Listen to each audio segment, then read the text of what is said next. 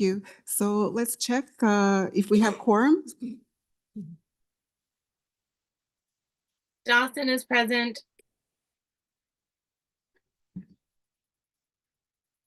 Thank you. The other members of the PSSC, could you please identify yourself?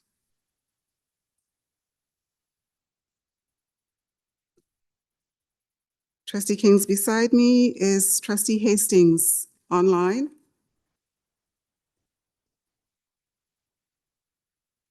Trustee Loka-Rothman in the room.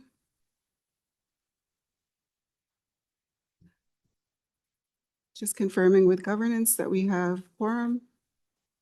Yes. And any other trustees who are online, if you could please identify yourselves. Trustee Shan here. Thank you. Trustee Nunziata present. Thank you.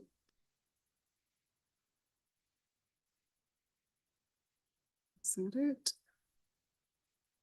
And just a friendly reminder to those on PSSC, if you need to leave the meeting, please notify governance or myself. We need to maintain quorum throughout the meeting.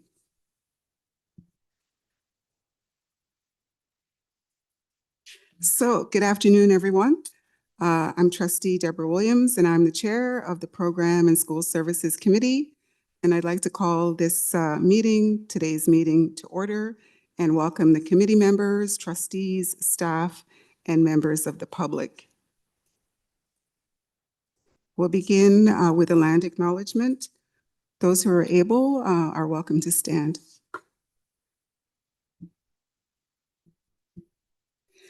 We acknowledge we are hosted on the lands of the Mississaugas of the Anishinaabe, the Haudenosaunee Confederacy, and the Wendat. We also recognize the enduring presence of all First Nations, Métis, and Inuit peoples. Please be seated.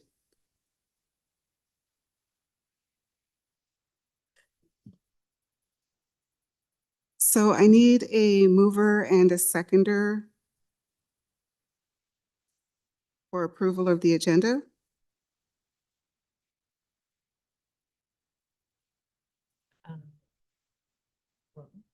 Trustee Loka-Rothman, seconder.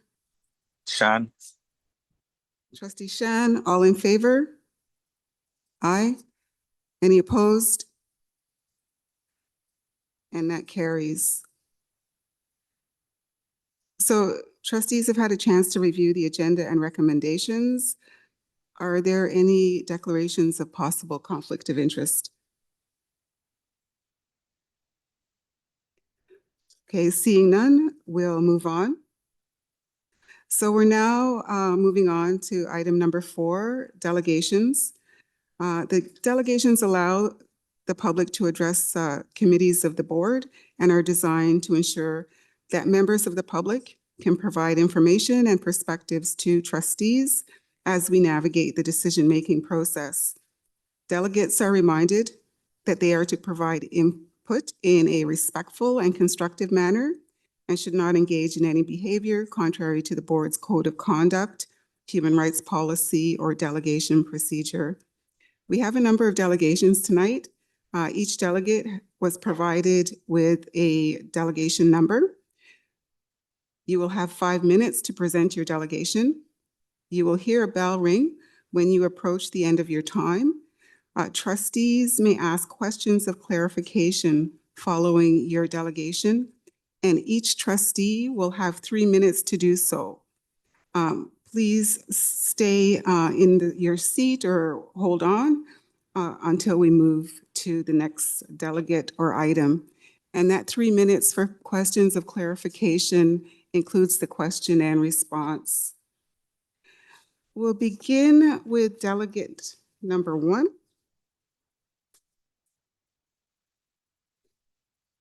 Do we have Gideon Gideon DeJory in the room? Gideon? Not here yet.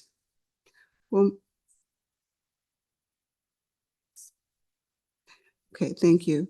We'll move on to the next delegate, Terry Preston, QP 4400, Unit B. Welcome.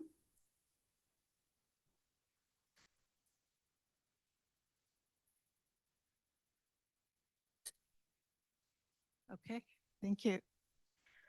Thank you for giving us an opportunity to speak with you this evening. We're speaking to the report on Learn for Life that is here for receipt by the committee. We were actually a bit surprised by the content of the report. We had expected a report which lined up with the motion passed by the board last year, which was summarized in the June 2024 board meeting as follows. Delay the cancellation of general interest seniors daytime courses until an in-depth report on community impact, thank you, can be reviewed at the Program and School Services Committee. I'm not sure the report before you reflects the intention of that motion. The report defines its purpose as follows. The purpose of this report is to outline operational fee changes to general interest in seniors daytime programs to achieve cost neutrality as required by the board deficit recovery plan. So it's not focused on community impact in terms of potentially canceling the program. At FBEC meetings last year, trustees heard loud and clear from community members the impact these programs had on their lives. Local 4400 believes that local schools are one of a community's greatest assets. It makes sense that local schools are open to adult learners when not in use by children. Taxpayers are voters and can be a huge source of support to trustees in their bid for additional funding for schools. Taxpayers who have access to community schools and their resources are more likely to support campaigns for fully funded schools. We understand the need to move to cost recovery. And for that reason, we have worked tirelessly with the community and the department towards achieving that goal. Increasing enrollment fees in terms of cost recovery in the past has only resulted in lower registration and, in fact, lower revenue. This so-called solution spreads fixed overhead costs across fewer learners and therefore does not lead us to full cost recovery. We would like to talk to you a little bit about some of the work that 4400 has done in this regard. We are paying to run an ad designed by the continuing education staff in a magazine supplement to the Star, the Post, and the Globe and Mail, advertising the spring programs and spring registration. This ad will run in early February, just before the spring registration opens. When the department ran out of postcards for the winter term, 4400 printed more and distributed them to libraries, community centers, seniors active living residences, and farmers markets. We also posted department ads on public notice boards. As registration was ongoing, we identified areas where sites had classes which appeared to have lower enrollment and targeted trustees, MPPs, and school principals to include registration information in their regular newsletters. We made in-person connections to community groups such as the Leaside Curling Club, adult language schools, cultural centers, organizations such as religious congregations, public sector workers like police, fire, and EMT stations, as well as corporations such as Rogers. We believe the program is on track to cost recovery. Unfortunately, this report lacks the detail needed to fully analyze current costs and revenue. Similarly, similar to the FBEC report tabled last year, it is sorely missing the detailed breakdown of costs, which would justify the type of increase being proposed. The report does not address the content of the report, which was asked for by trustees last year, and we would ask if there is another report being prepared to address the motion that was passed by trustees. Thank you. Thank you, Ms. Preston. So looking for any questions of clarification from trustees?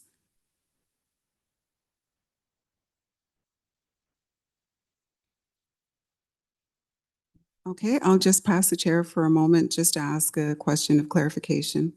Go ahead, Louise. Thank you. Ms. Preston, thank you so much for your delegation and bringing those points and the amazing work that QP 4400 has done in supporting and advocating for the program.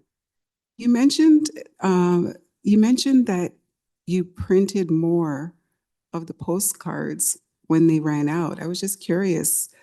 Could you clarify for me, like, what kind of cost impact that was? How many you printed? Just curious of that detail. I can't tell you the cost offhand. I know that we printed another full box of postcards. So that was probably in the range of another 500 to 1,000 actually. But it allowed us to continue to do the work of distributing information prior to the closing of registration, which is still ongoing if anybody wants to check the website and take a course. Thank you. I'll take back the chair. Trustee King. Thank you through you, Chair, to Ms. Preston. Again, thank you for coming and speaking. Earlier on in your delegation, you referenced the report that talked about delaying cancellations until there could be an in-depth report on community impact. And then toward the end, you talked about needing to see or wanting to see a report on the numbers of cost. Two different things. So I'm just wondering if part of the ask is also just looking to examine and understand some of the impact as well. And if you can just be more specific about what you're suggesting a supplementary report might include. So if I recall, during the FBAC meetings last year, the budget committee felt that determining that the program should be canceled was something that that the board needed to understand first and foremost what the impact would be on the community if the program were canceled, which is why the report was asked for to be sent to this committee. In terms of the budget committee, the additional funds. So the budget committee voted to ask the board to try to move to cost neutrality. So the board and the union and the community, as you'll hear today, have all been working hard to move in that direction. But when we see fee increases of 44% or 66% for seniors, I think it's incumbent that there be clarity about numbers. What are the costs that are being attributed to the program? Last year, $340,000 was reported to the board in incurred but not reported expenses, which were permit fees, but they show as a cost against the program, even though it was never paid within the board. So I think there are a lot of questions around the costs that are being attributed to the program. And if there is a way, so I know there are permit discussions happening right now. I think the program in the evening should only be charged incremental costs because the caretakers are still working even if you close the site for adult learners. It doesn't reduce the cost of caretaking. So I think there are a lot of things that need to be looked at, and we have been promoting, we've been talking to Ronnie Felson, who's here tonight, about synergy of programming, and we have to move away from dealing with things in silos and start taking a look at how, as a board, we integrate the work that we're doing. And I think there are cost savings in that regard if we were doing more of that. Thank you. Thank you, Ms. Preston. Looking to see if there are any more questions from trustees. Seeing none, thank you again, Ms. Preston, for your delegation. Thank you. I'm going back around to check if the first delegate has arrived. Gideon DeJoy? Still not present. We'll move on to the third delegate. I have Dawn Weston on behalf of Gordon Becker. Oh.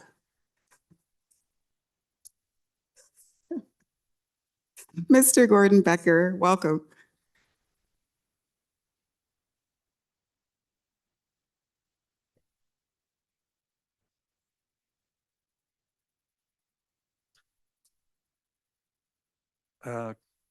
Am I audible everywhere?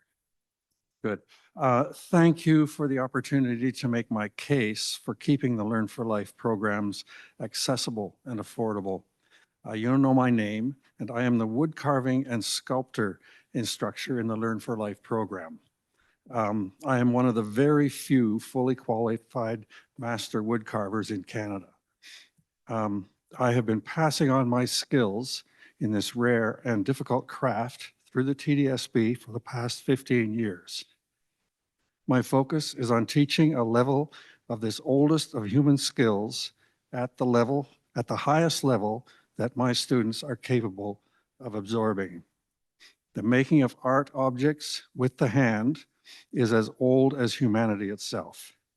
I have stood in awe facing artwork that dates back as far as 40,000 years in Europe and even farther back in Australia. Art is the only link we really have with the beginnings of human life on Earth. No other human creation has withstood the passage of time in the same way. People do not flock to museums to see ancient equivalents of spreadsheets. Even the Nazis recognized the value of art. Perhaps they stole so much of it in a misguided belief that it could somehow fill the psychological void created by a cult based solely on hate. Any culture that undervalues art and creativity in any of its forms is a culture in deep spiritual trouble. To justify discontinuing these programs because other boards have done that is like looking at an unkempt neighbor's property and deciding to neglect your own as a response. Learn for Life is an absolute treasure and stands out as an example of what is possible when a community cares about its entire population. At the Mimico Adults Learning Center, we have managed to create an infrastructure with real professional quality tools and facilities that my learners can take full advantage of to attain their personal highest levels of creativity. No other facility, city-run or any community center, has anything even close to this level of professionalism. This was all achieved with little to no extra cost to the school board with the generous help of my fellow crew members in the feature film industry where I spent decades as a sculptor. Carving is not a skill that can be taught online. It is very much a hands-on experience for my learners, which requires one-on-one instruction with very close observation of their tool handling for reasons of safety as well as skills development. To myself, and most importantly to my learners, the projects completed in these classes are a source of great pride. Their achievements are truly remarkable. In a world where seniors are relegated to a more and more passive life, where sitting alone in front of a screen for most of their waking hours is the daily norm, taking part in a physically active, creative skill in a companionable atmosphere with other learners and learning and achieving something really challenging has truly enormous benefits for both their physical and their mental well-being. I should be happy to provide testimonial letters to this committee from adult learners about the rewarding, life-enhancing aspects of adult education. To put this kind of opportunity further out of the reach for people in a fixed income with a massive price increases would be to deny access to those whose taxes and lifelong contributions have built these very structures. Thank you. Thank you for your delegation, Mr. Becker. Just looking around to see if there are any questions of clarification from trustees. Looking online. Thank you again for your delegation, Mr. Becker. It's very much appreciated. We'll move on to the next delegate, Roy Underhill, community member.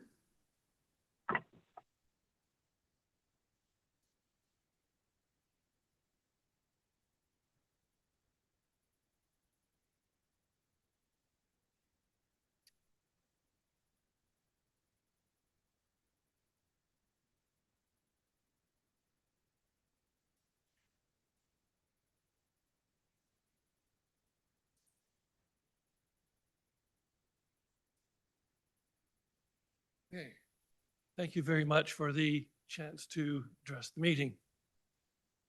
I wanted to put my comments into three parts.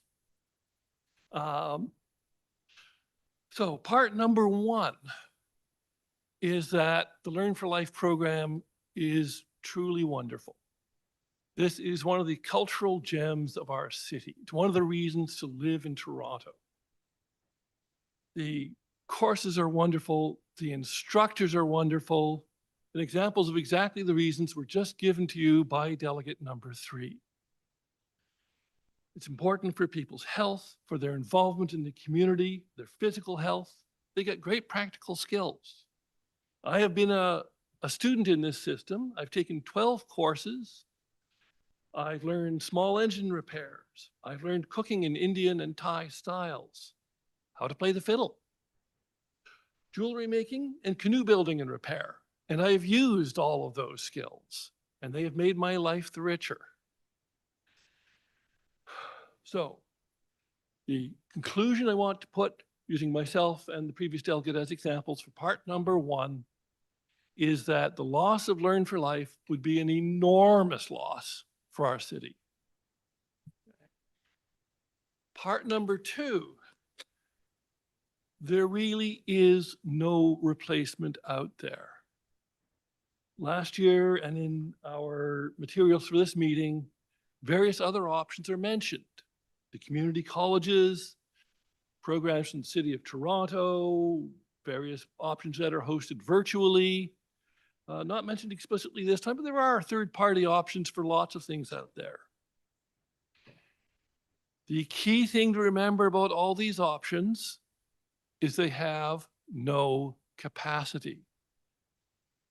If we rely on them, then all our Learn for Life students are simply out of luck. The colleges are there for full-time training for industrial purposes. They're not there to create art. They're not there for community involvement. The city courses or programs are wonderful, but they're full. There's not another 1,000 seats to be had. All right. Virtual offerings, again, they've been blooming, but not any good for building community, for meeting people, not any good for hands-on activities. So these various jewelry courses I've taken, this is all very hands-on, taught by an instructor with decades of experience, who watches everything her students do and supports them. The city has nothing like that. Okay, so conclusion of number 2, this idea that they could go somewhere else is mistaken. There is nowhere else for all these people to go. Okay, part number 3, things are actually getting better. Okay, enrollment is up, costs are down. All right, new leadership has helped. Thank you, Ronnie. We have a new director of education, so I'm really hopeful about what positive directions this person will bring for Toronto education. And we have new partnerships in the community. So this Friends of the Learn for Life. And they've been busy promoting and encouraging enrollment. They've been using social media, particularly Instagram. They've been using traditional media. All this putting of flyers out in the community where people will see it. One of our biggest problems is people just hearing that this thing exists. Right? A lot of them thought it stopped existing in the pandemic or when the brochures stopped coming. Thank you. So putting and restocking it in libraries, community centers, arenas, sports facilities, all sorts of people got to hear about this that didn't know or thought it had gone. Oh, and lots of face-to-face engagement. This is what all this, meeting people at farmers markets. So we're moving in the right direction. Well, we can only get there so fast. So if we try doing it all in one leap, enrollment will fall. That's not what we're trying to achieve. So rather than trying to make cost recovery all in one step, let's do it over several steps, over more than 1 year, and keep enrollment way up there. And that's my conclusion. There is a path forward. It's just not a single step path. Thank you.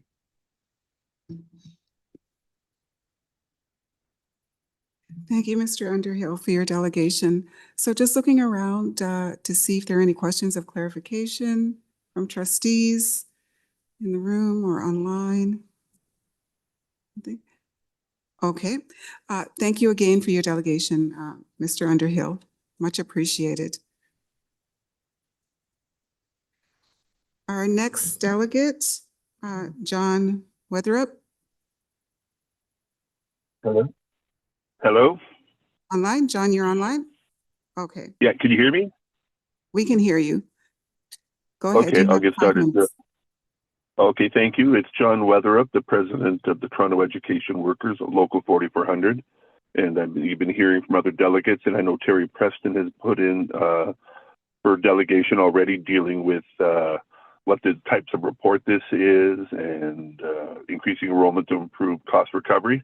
I'm going to deal with some of the issues that are actually written in the report. So the first issue that I want to address is this: under ongoing financial challenges, they refer to salaries, permanent, unionized instructor expenses. The unionized instructor expenses are very similar across the colleges and across all the different facets that deliver the general interest seniors types programs. The next kind of, I want to call it maybe a falsehood, instructors do receive 11 paid days and 120 days a year.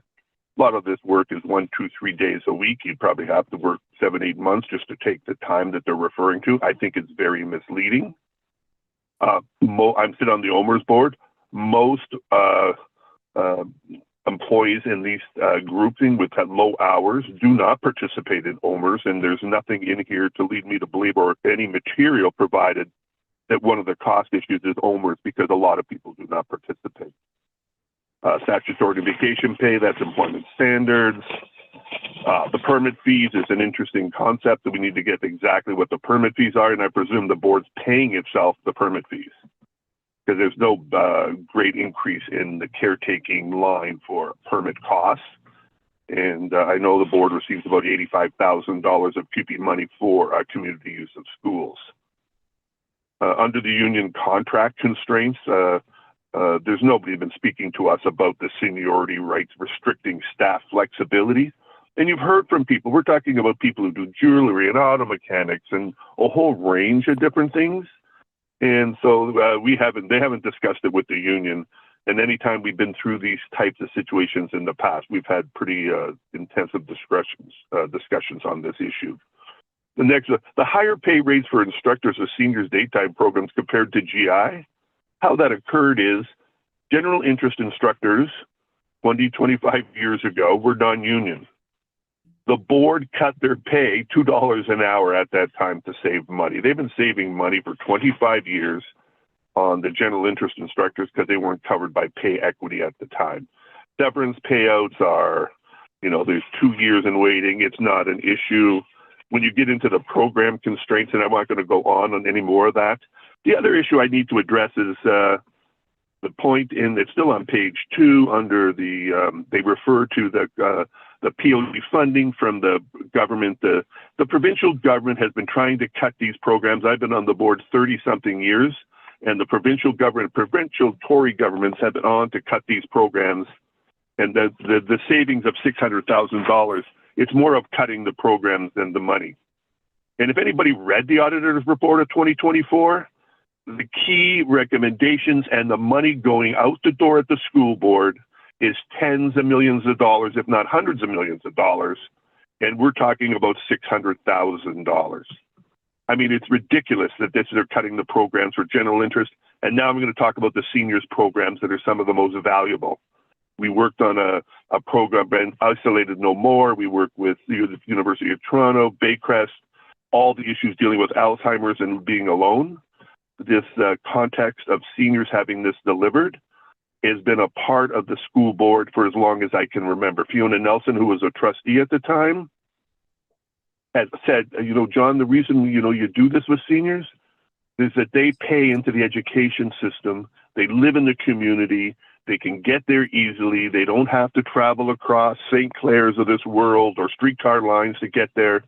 And it allows them to stay in their home with dignity.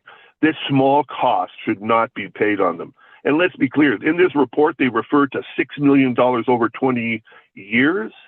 I'll bet you that the residents of Toronto and the seniors have spent close to $100 million in taxes to keep these programs and schools open. It's a false equivalent of $6 million over 20 years to make it look these programs are not good.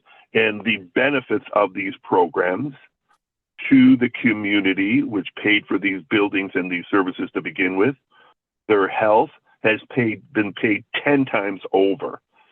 So, and the union itself has been spending probably just over $10,000 now on this issue and having people booked off and trying to run ads and get more people. So I agree with the other people. The key to this is increasing enrollment. This report already tells you what happens when you increase fees. It doesn't make a difference.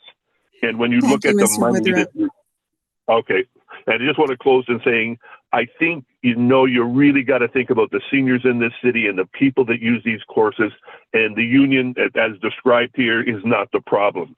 The problem is that this is a valuable tool for the board, and the government doesn't see it as valuable, and you should stand up to this government instead of cutting these programs and hurting these individuals. Thank you. Thank you, Mr. Witherup. Your delegation is very much appreciated. Just looking around the room to see if there are any questions of clarification from trustees. Trustee Dawson online. Thank you, through the chair. Thank you, Mr. Weatherup, for your for your delegation. I have a loved one who lives in a long-term care home, and I absolutely can recognize the value of extracurriculars to complement seniors' lifestyle. It's so important to keep them engaged. Out of curiosity, you mentioned that you had engaged with Baycrest. I wonder if that is the long-term care, the Apotex, and I was wondering what that engagement work looked like.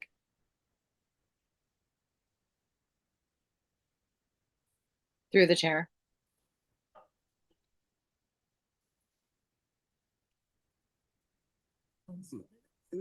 Mr. Witherup, are you still here? Is he gone? Okay, sorry about that, Trustee Dawson. He's exited the online. Okay, that's okay. No problem. Thank you. Thank you. Okay, so that's just a reminder for folks. After your delegation, please hold on in case there are any questions of clarification from trustees. We're going back around to the first delegate. I believe that person is here now, Gideon DeJory. Welcome. Thank you. Good evening, Program and School Services Committee and other esteemed members of the Toronto District School Board. Before I get into why the motion currently driven by student trustee Bell and trustees Williams and King should be passed, I will first define what these goals are. This motion aims at providing teachers and students with the best possible opportunities for achieving their fullest potentials through anti-prejudice measures. Next, I believe it is of utmost importance to first talk about my own experience. Over my 3 years of attending William Lyon Mackenzie Collegiate Institute, I have been blessed to not have experienced racial macroaggressions. However, microaggressions are far too prevalent. I think I can contribute this to those in older grades, thanks to the work of student trustee Bell and my good friend, Ms. Edna Norte. Having Black faculty and a Black Student Alliance, of which I'm part of, have also been quite helpful. My experiences in classrooms have, for the most part, been quite positive, warm, and welcoming. If anything, discussions involving my ethnicities, along with those of others, have been quite insightful, inspiring much thought, and respectful. While I did have a teacher in grade 9 who initially treated me more unfairly with her verbiage, demeanor, and lack of help, this seemed to fix itself as the school year progressed. However, it is very saddening to hear my experience be very unique and uncommon. Some of my fellow peers have expressed witnessing outright racist incidents in the hallways. One of my friends said that one of his teachers had uttered statements towards him that could best be described as microaggressions. Additionally, this teacher would appear surprised at his ability to speak English despite his being born and raised in Canada. A fellow student questioned my friend's Canadian identity by continuously asking him, where is he really from? In 2023, in the wake of the October 7th attacks, one of my Jewish identifying friends had recounted various attacks on his ethnicity, including those that can be deemed physical. It was also quite troubling to hear an incident of someone from my school going to another, inciting and enacting a physical attack on someone over their Jewish ancestry. A disproportionate amount of prejudicial cases is centered around Jewish students. I believe these types of occurrences can be slowed or even stopped by starting with the classroom. Sociology tells us that school is one of the most important agents of socialization, meaning it contributes heavily to the development of our values and norms. After family, school is considered the second most important agent. Can you believe that? Along with the official curriculum consisting of academic knowledge, you have a hidden curriculum that comprises implicit messages, such as behaviors that help students learn how to operate in formally organized situations, such as workplaces. What do microaggressions being perpetrated by one's own teacher teach the ever-changing minds of these students? These sponges soak the liquid of derogatory remarks and squeeze it out on everyone around them, even outside of the classroom. Teachers must be well-equipped to deal with racialized students. A mandatory certification on the equity, diversity, and anti-racism creates a better environment for teachers and pupils alike to learn in. For students, a more welcoming and safe environment gives us the opportunity to truly express ourselves. Every time we enter the classroom, we shouldn't need to make ourselves smaller just to avoid these character-destroying incidents. Students will also be given the proper guidance to navigate complex issues such as global conflicts, improving the quality of real-world education. This proposed mandatory training does not only affect the student body, as I have previously mentioned. Teachers are also great beneficiaries of this. With proper training led by members of the social service sector, teachers will be better able to create long-lasting positive contributions to their community and their province as a whole. Building on student trustee Bell's multi-year research with the TDSB, it is clear that educators feel underprepared to address topics of conflicting opinions surrounding race, religion, and creed. These are all topics that are extremely important and are dealt with by students every day and will encounter later in life. It is important for students to be well equipped with this training as they grow. As the second most important agent of socialization, teachers create the world around them through their students. As stewards of the great province of Ontario, we must take full advantage of this. Thank you. Thank you so much for your delegation, Mr. DeJory. Just looking around the room to see if there are any questions of clarification. Trustee Loka-Rothman?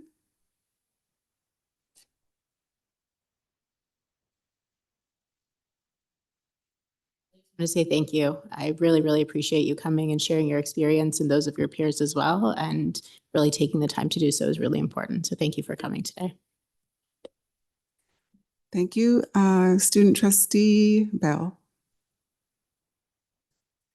Thank you, Gideon, for your wonderful delegation. It was really lovely being able to listen to it and throughout the conversation that you kind of really convicted and conveyed yourself. I'm very proud of you. My question talks about the idea of macro and microaggressions. And I just want us to see a little bit more about that particular topic and how both of them can be detrimental and hopefully even assisted / alleviated with a teacher certification on EDI. All right, so I would describe a macroaggression as something really being very front forward, as it's very clear that this is a prejudicial incident. For example, being called a racial slur or being made fun of because of your like race, creed, ethnicity, and so on. And I would say microaggressions are much more subtle in nature. For example, somebody questioning if you should, for example, I'm in a specialized program, so I have received a comment that basically essentially asked me if I should really be there, obviously referring to my race, as I am the only Black student in my grade in that specialty program. And I believe that teachers will, sorry, what was the last part of your question?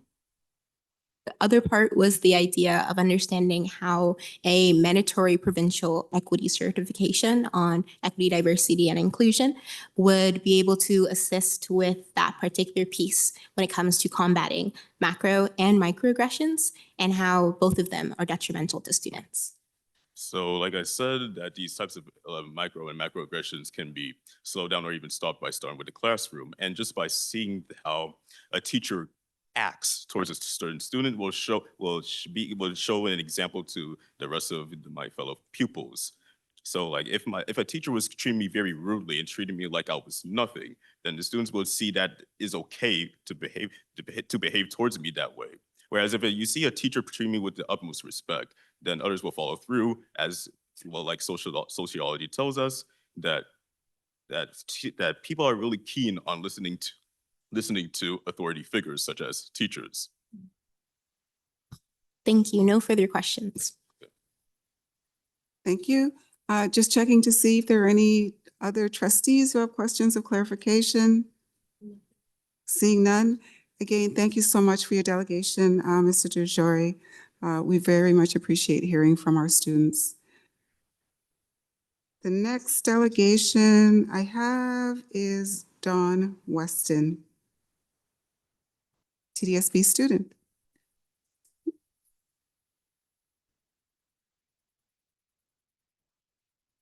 Good evening. I want to start by thanking the committee for this opportunity to address the real need to maintain the Learn for Life programs, and that the proposed fee structure will have a significant impact, if not close it down completely. I've been attending wood carving classes at Mimico Adult Learning Center for over 10 years. During that time, under the direction and guidance of our very skilled and accomplished instructor, Gordon Becker, I have experienced real development in my carving skills. This has provided me with some real joy. Of even more significance is the social values that these classes provide to all participants. We have developed many lasting friendships with our fellow classmates that extend beyond the classrooms. We reach out and provide support when that is needed. The proposed fee increases will create a significant deterrent to my ability to enroll in these classes. As an 80-year-old senior on a fixed income, the proposed massive fee increase on top of the increase of last year makes it totally unaffordable. On this past Monday morning at the class, I asked the simple question, will you be able to continue as students if the fee increase is passed? The majority indicated they would not be able to continue. There are many amazing programs offered through Learn for Life. We've heard about some of them tonight. Look at the social implications that will impact thousands of the current students. With my thanks. Thank you for your delegation, Mr. Weston. Looking around the room for questions, any questions of clarification from trustees online? Okay, again, thank you so much, Mr. Weston. Your delegation is very much appreciated. Thank you. Have a good evening.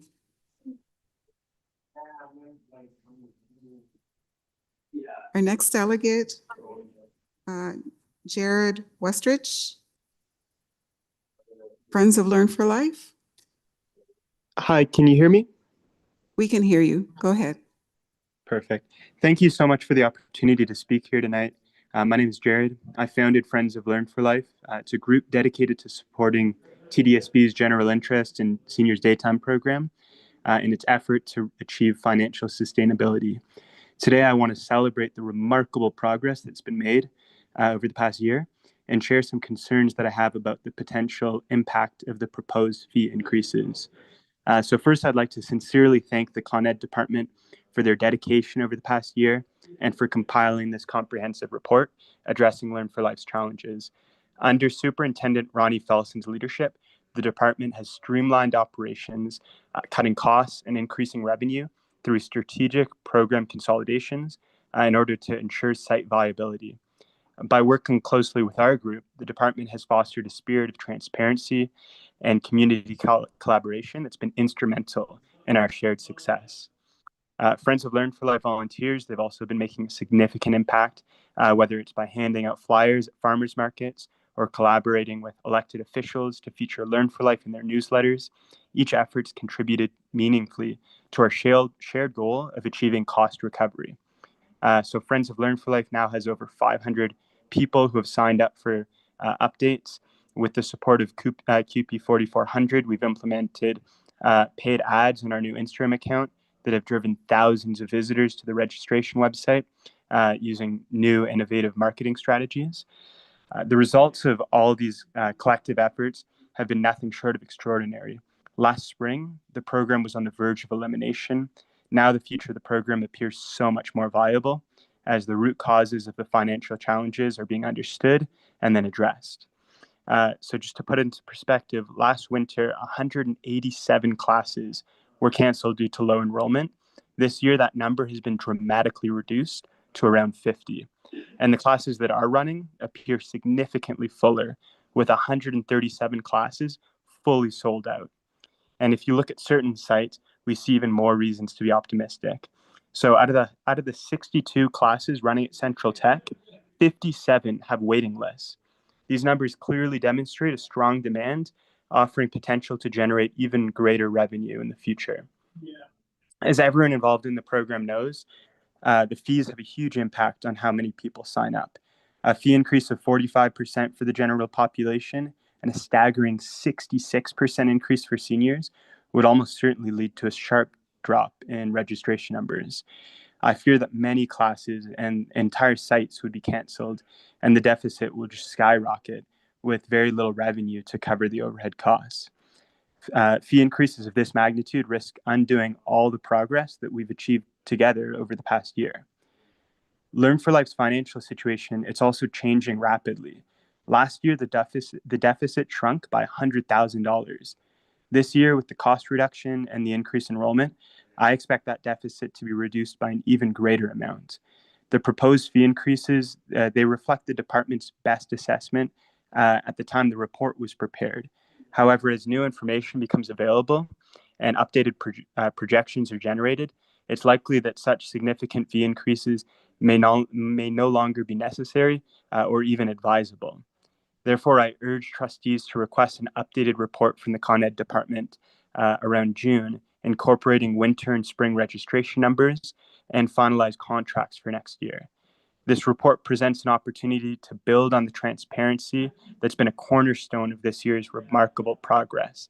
It also provides an opportunity to include missing but critical information, such as a breakdown in the costs, as key information that stakeholders need to understand the challenges and then contribute meaningfully to the solutions.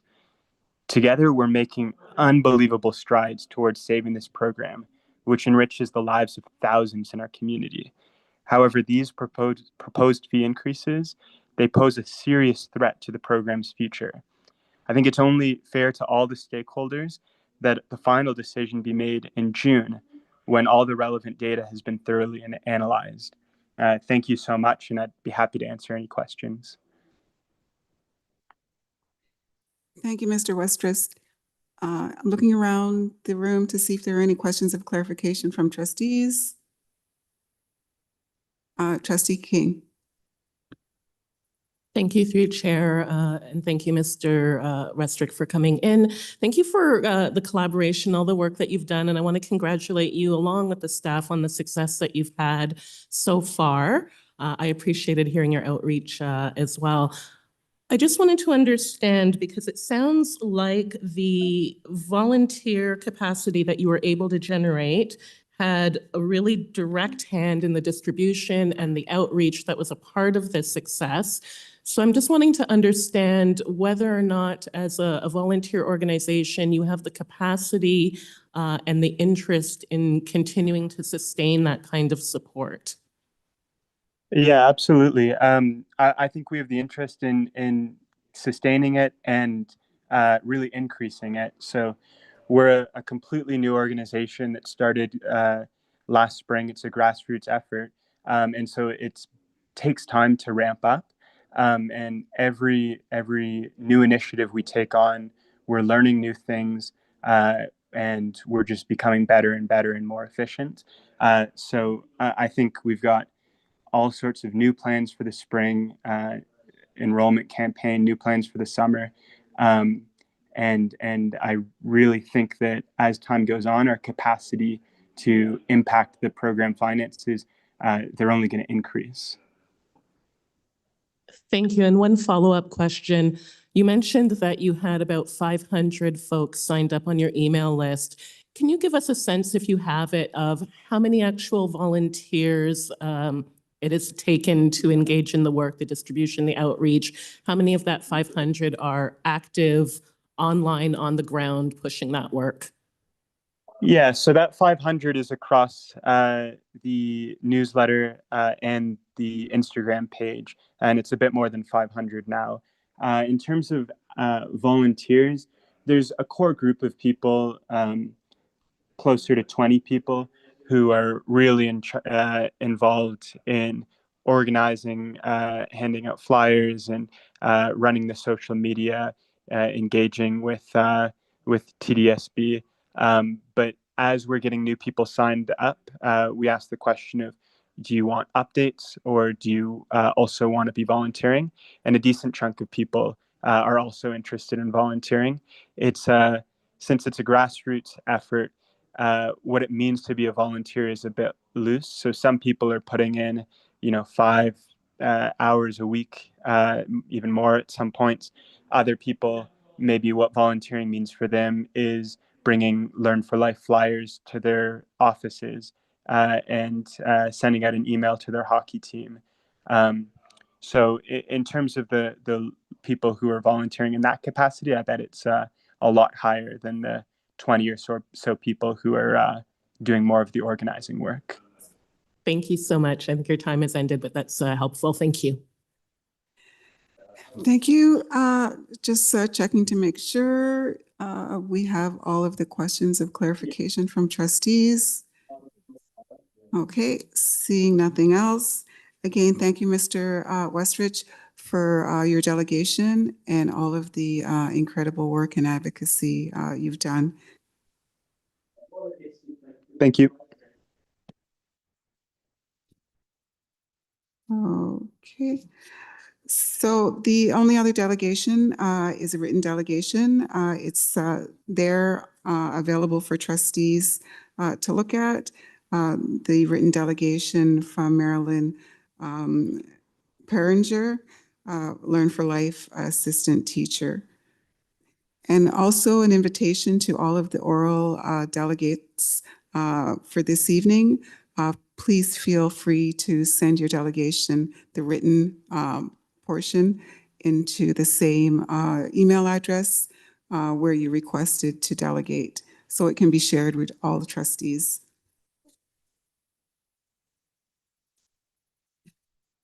So we're moving on to the next item in our agenda, Community Advisory Committee reports. The Parent Involvement Advisory Committee Annual Report 2022-2023.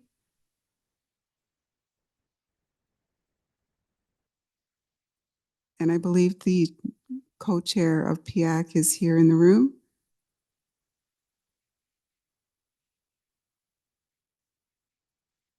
you're welcome to speak to your report. Co-chair of the Parent Involvement Advisory Committee, Zena Sherrick. Thank you, Chair. Thank you for having me here. And thank you to all the trustees and staff in this meeting. You have in front of you our 2022-23 annual report. It's filled with all kinds of great information of all the things that PIAC has done. As well, thanking trustees for holding their ward elections for the members that you see in that report and future members.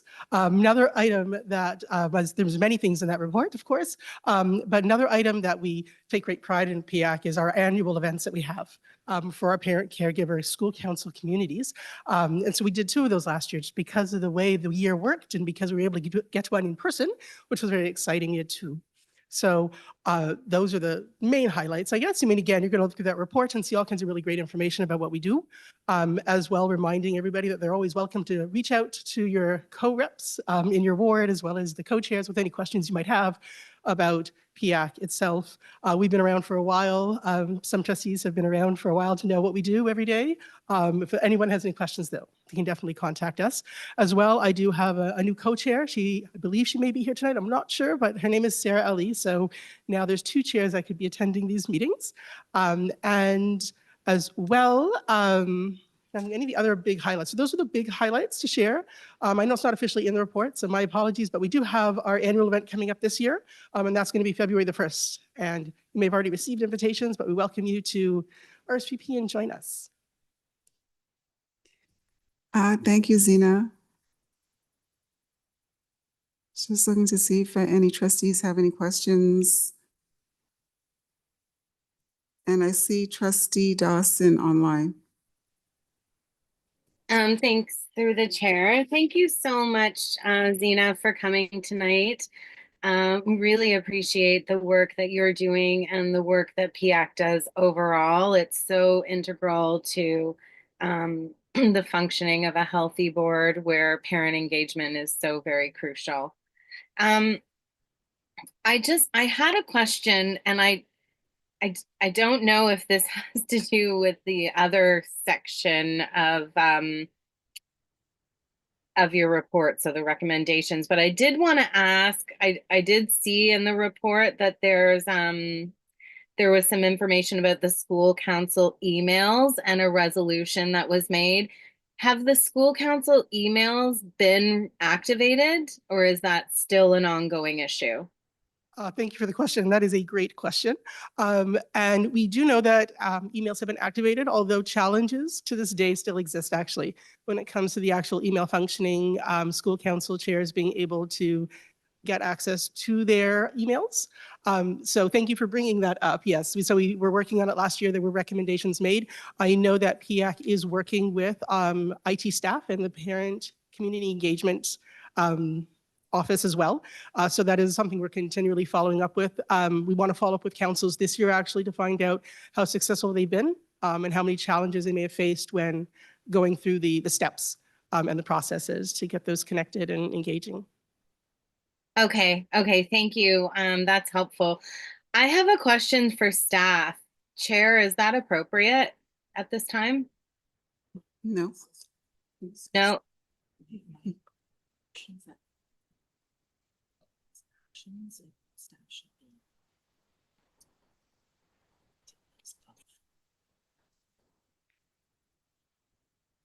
Okay, just consulting with our governance support. You can ask a question regarding the annual report. Okay, thank you. With respect to the annual report and the question I just asked about the motion with respect to the emails, I wonder if staff could please elaborate on the challenges that continue to be faced with this email platform for school councils. Thank you through the chair.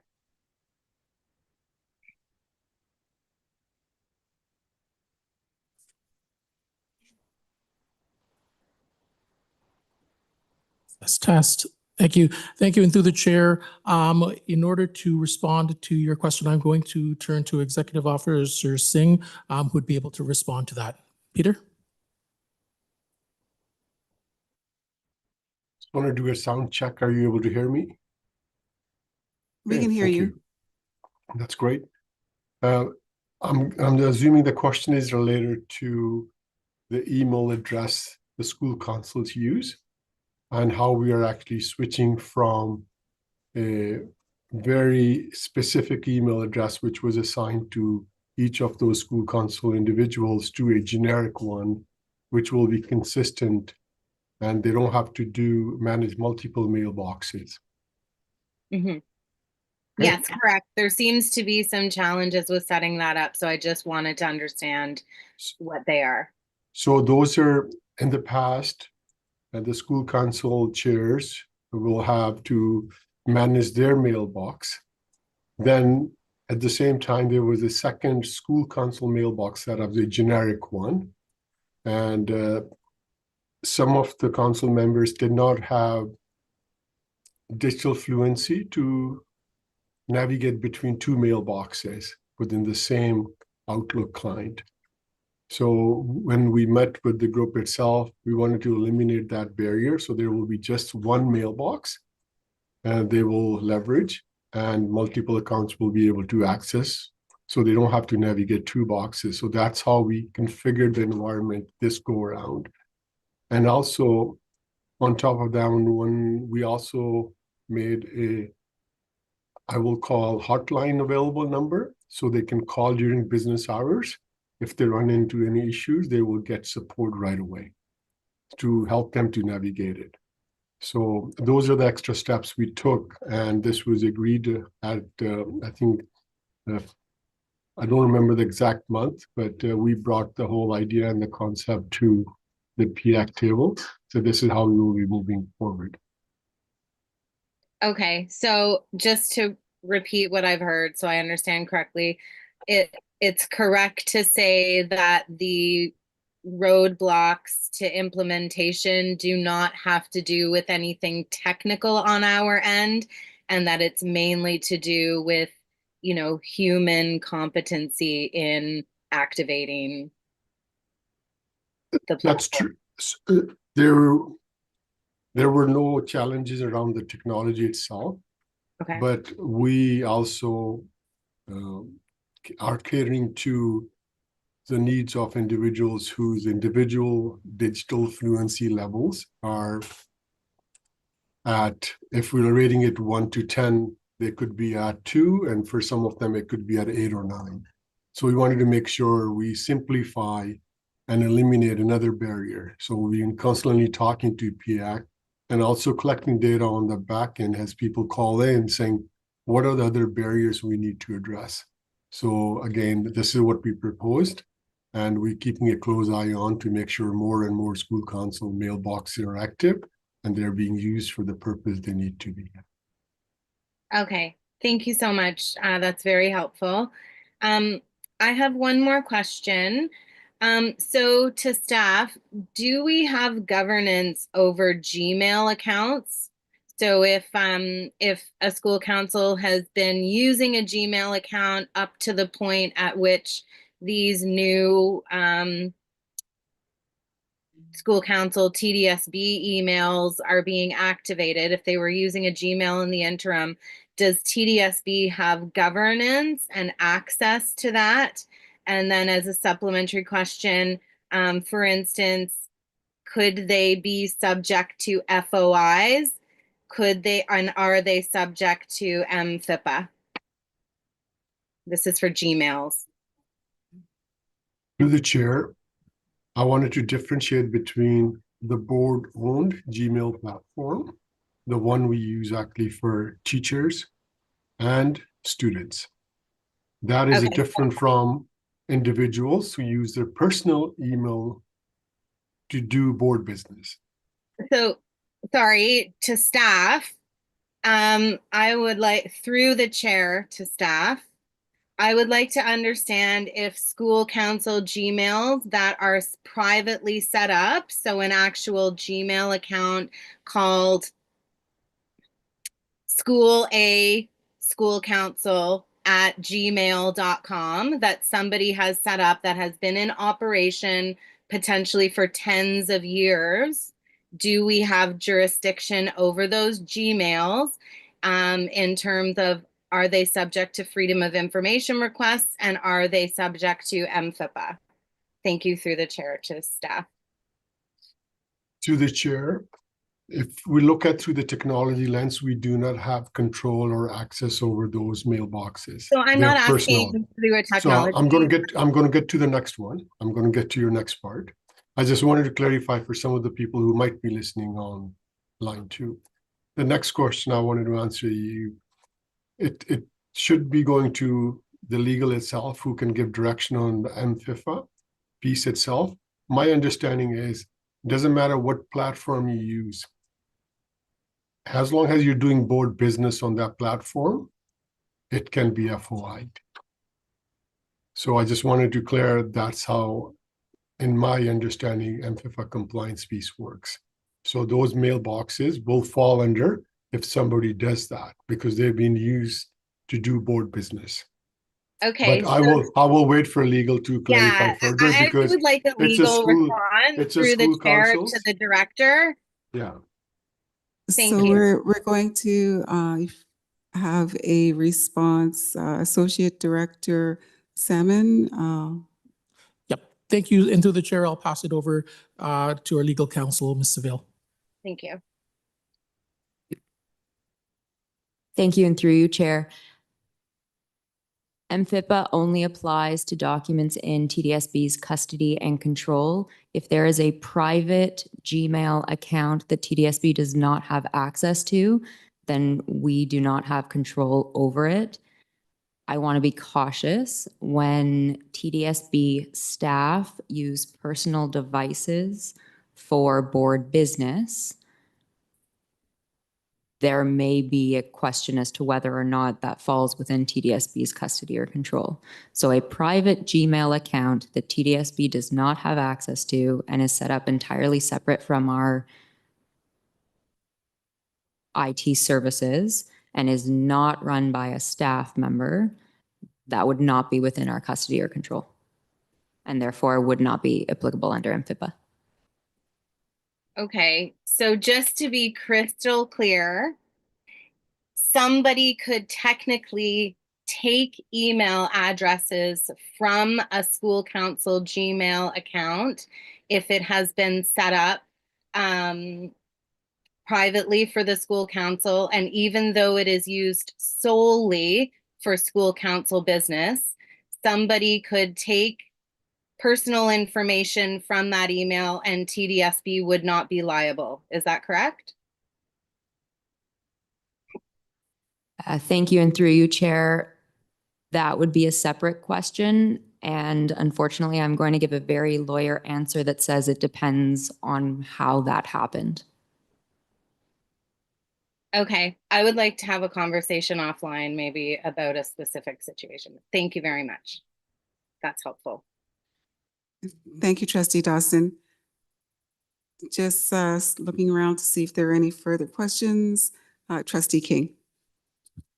Thank you, through you, Chair.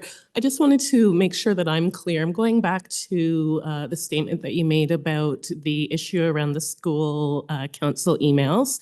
You're experiencing some challenges. You're working with staff to resolve those. We heard from Executive Officer Singh what they've proposed, moving to the one account so that folks aren't having to navigate the two, having the support from the hotline.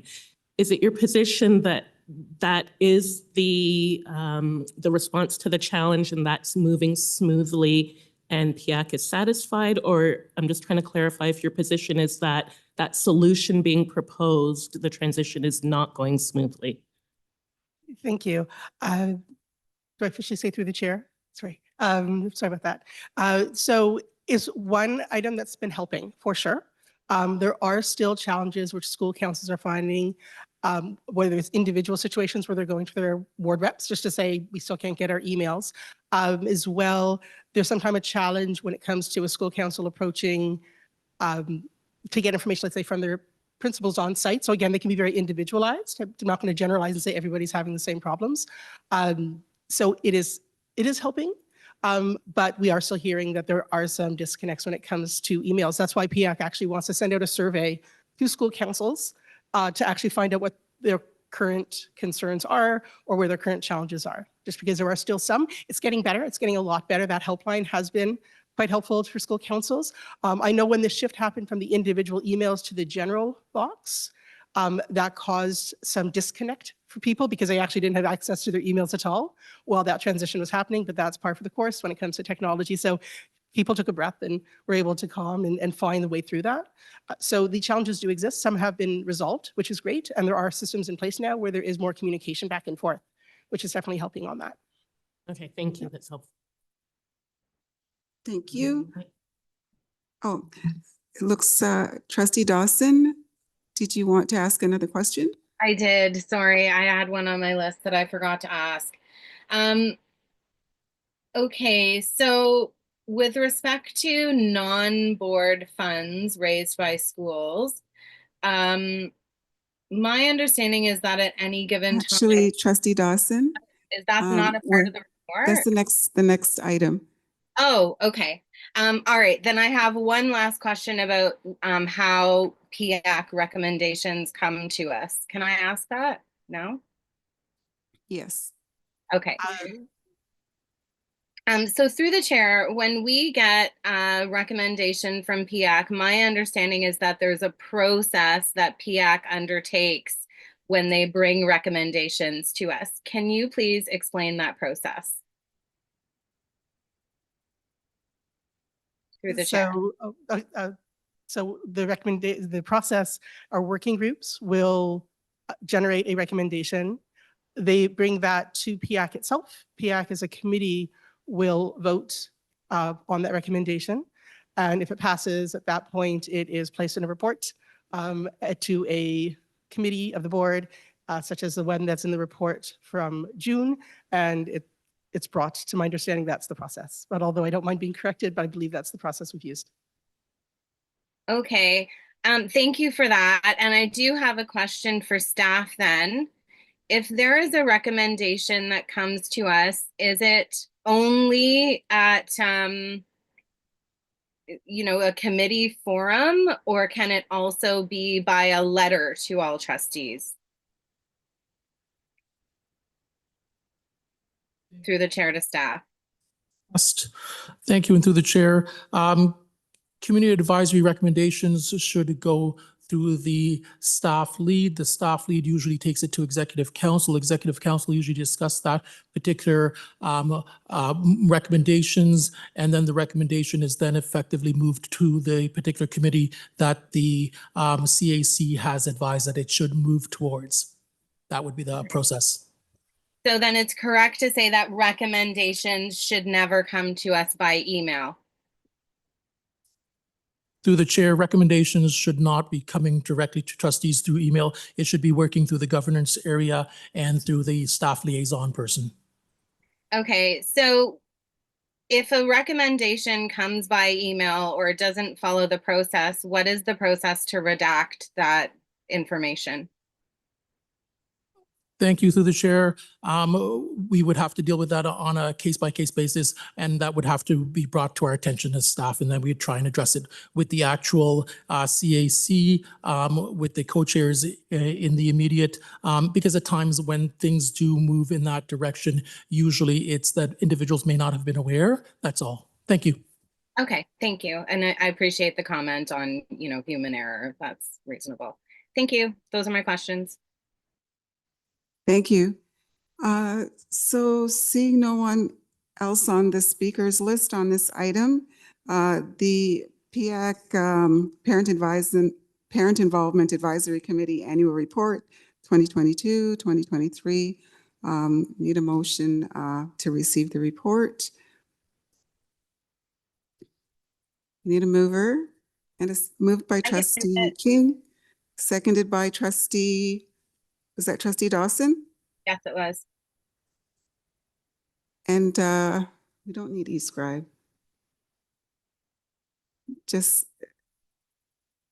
do you have eScribe available and open?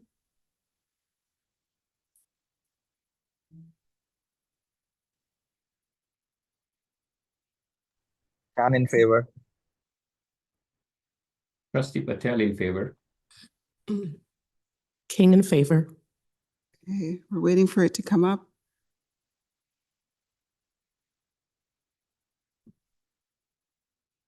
Okay, trustee Williams in favor. We're doing verbal.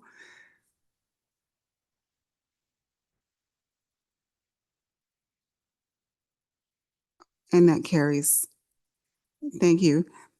So the next item, the Parent Involvement Advisory Committee report of June 4th, 2024, school generated funds. And Zina Sherrick, PIAC co-chair, did you want to speak to this report as well? Absolutely. So of course, the recommendations are quite large. They're there for you. So you've been reading those. The drive for this motion came from just the idea of transparency of those funds being reported, training for principals, and school council members, just so everybody understands what the criteria is behind the reporting of those funds, and just that consistency of accountability and transparency. And that's just sort of mapped out in that motion for trustees to view, and those recommendations. As well, staff and PIAC have gotten a lot better at being able to communicate and ask questions about funding and about how reports are generated. So that's wonderful, and that's culturally that's already happening in PIAC, but this is actually just to really emphasize the transparency of those funds and how they're reported. Thank you. And looking for questions. Are there any questions from trustees? Sorry, I have a question. Trustee Dawson, go ahead. Thank you. My question is more to staff. Is that okay? Yes, go ahead, Trustee Dawson.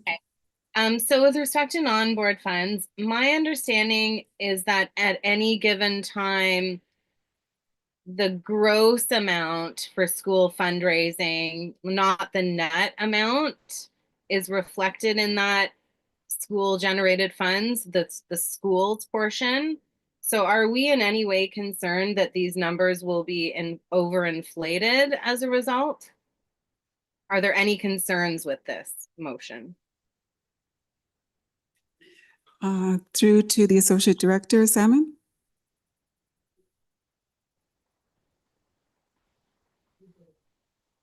Thank you, and through you, Chair. We currently do provide to the trustees through annual report the non-board and fundraising, and we have no concerns that we are reporting the information that we collect as part of the financial statements around both the non-board funds as well as the school council fundraising. And we have done that annually. We'll continue to produce that report for you annually. Okay, great. Thank you. Is there any other feedback on this motion? Can we provide this information? Through you, Madam Chair, I don't see a problem with any of this. We currently are doing this and have been doing it for a couple of years. So we can make sure that our schools are aware of their responsibility to their school councils and community as far as number 5 and 4. Okay, thank you. Thank you. And I have Trustee King, Trustee McLean. Thank you. And through the, excuse me. Thank you. And through the chair, can I get a better sense of what non-board funds are and at what point the funds become board funds? I'm trying to understand. When I used to work on, we raised, as soon as we bought something with it, it became school property and it was the school's assets. And it was never not the school's assets, just the school council had raised the money on a dedicated surface and had the ability to direct how that money would be spent to support the school.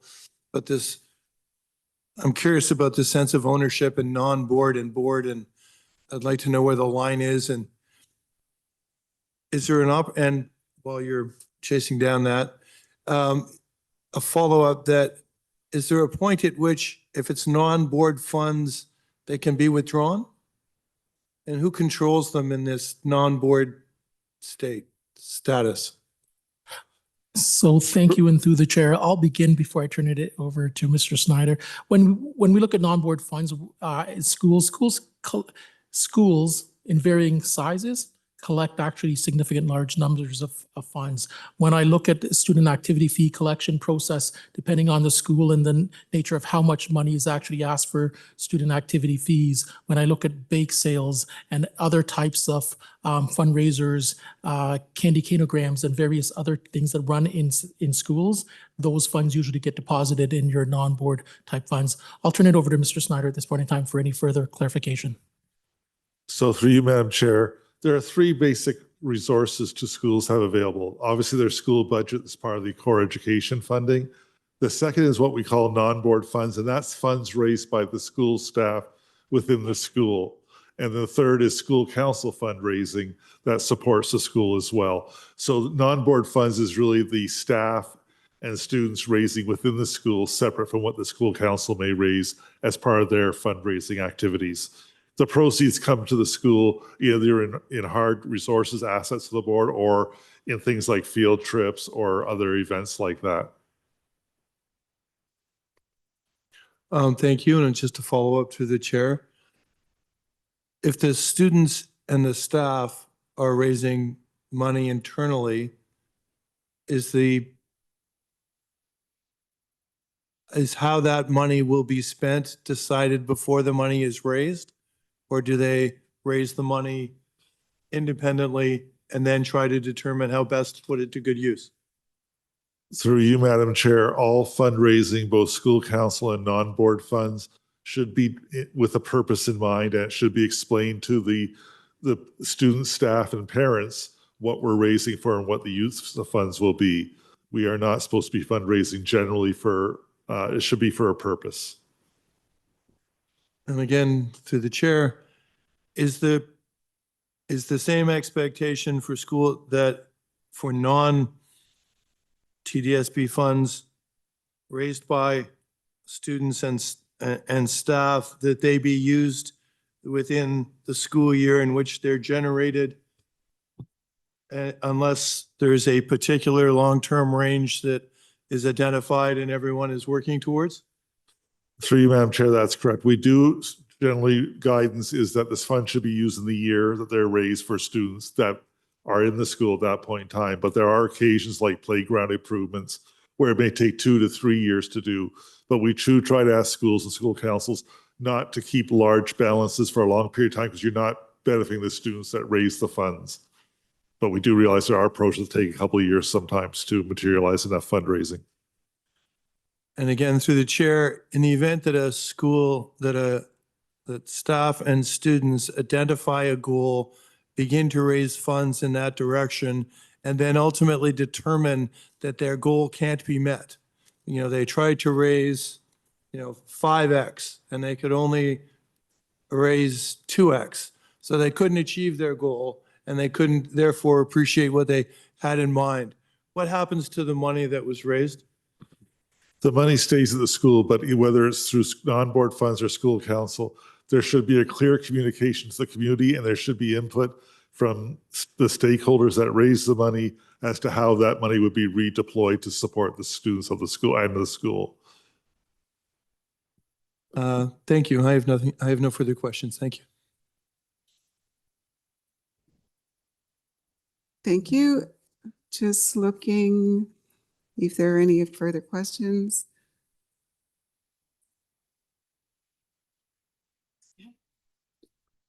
So,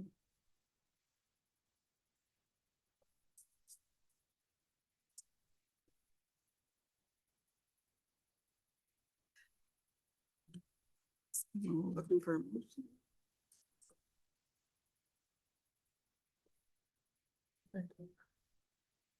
Trustee King.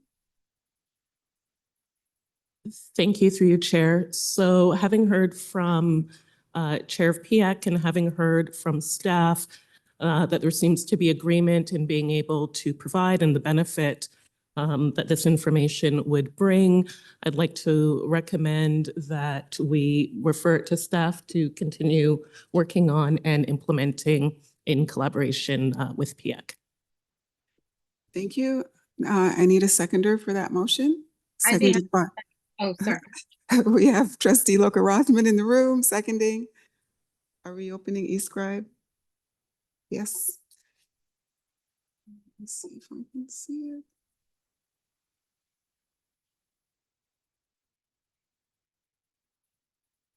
Sean in favor. 100 meters, turn left onto. Eric in favor.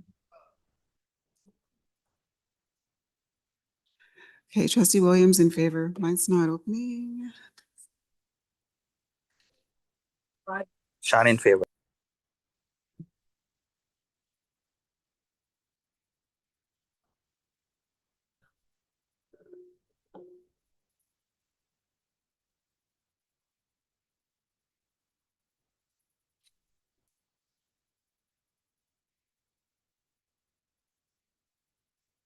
Madam Chair, I said I'm in favor. The vote is coming as absent.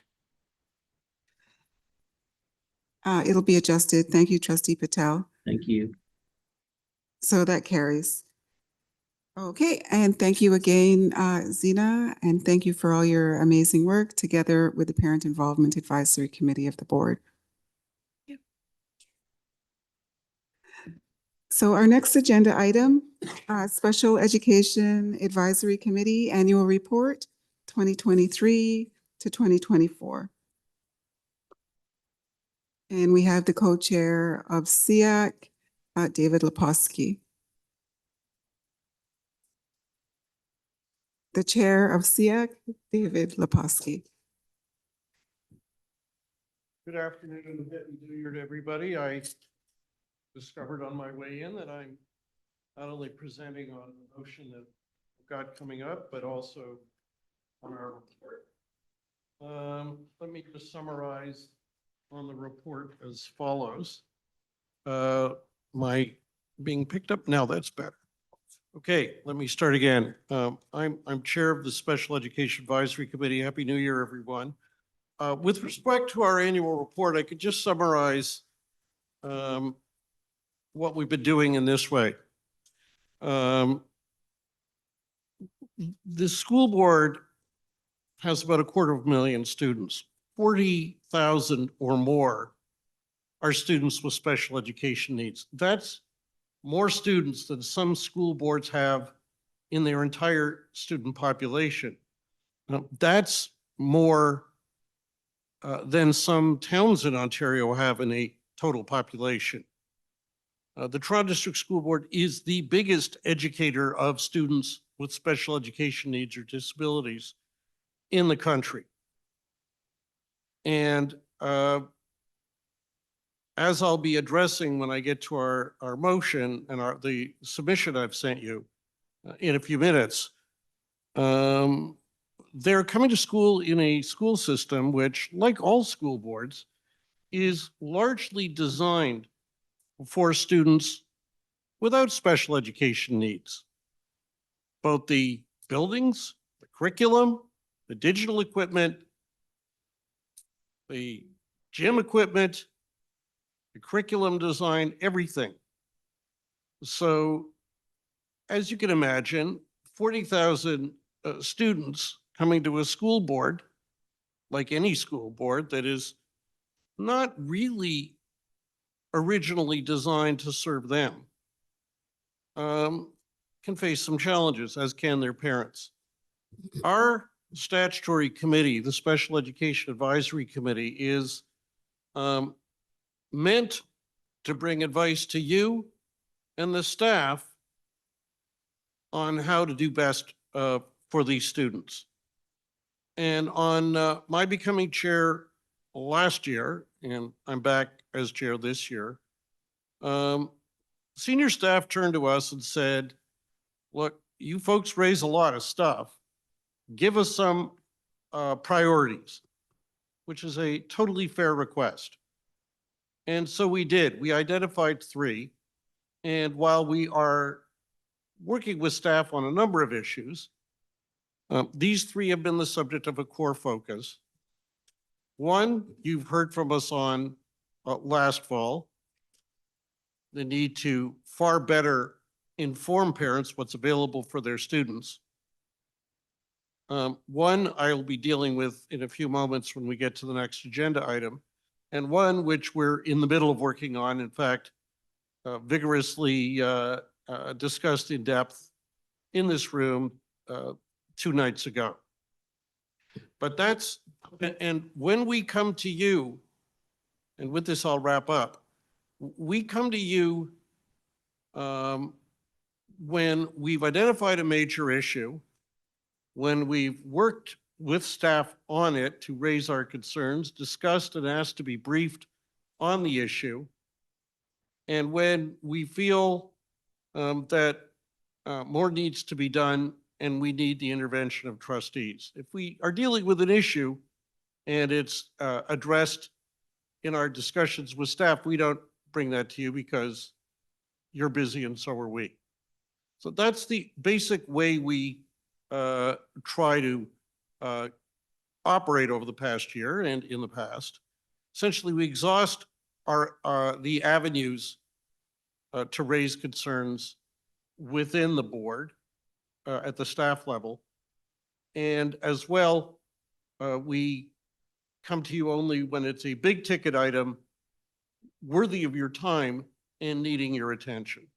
And so that's the overall approach. We will be continuing with that approach. Our priorities will refine in light of things I'll be talking about on your next agenda item. But if there are any questions, I'm happy to take them now. Thank you, Mr. Leposki. So seeing no questions on the report, we just need a motion for receipt of the report. Moved by Trustee King. We need a seconder. One of the trustees online, perhaps. I can do it. Yeah. Trustee Patel. Trustee Patel. And are we doing this by e-scribe, Bella? E-scribe? Shan in favor.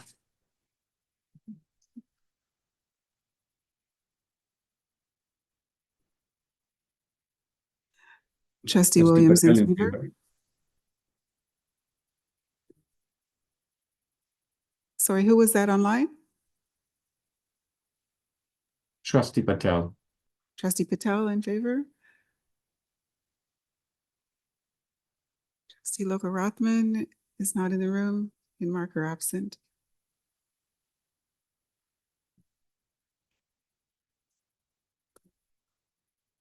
Okay, and that carries. Thank you. So we're going to move on to the next item.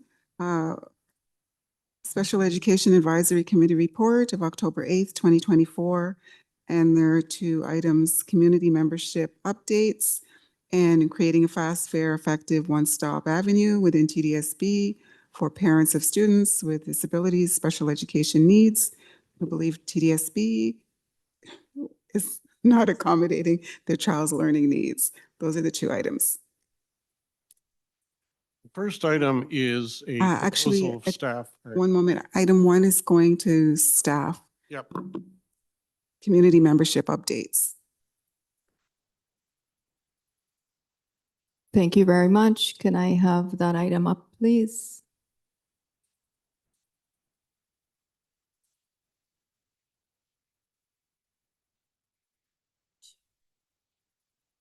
The community member updates, please.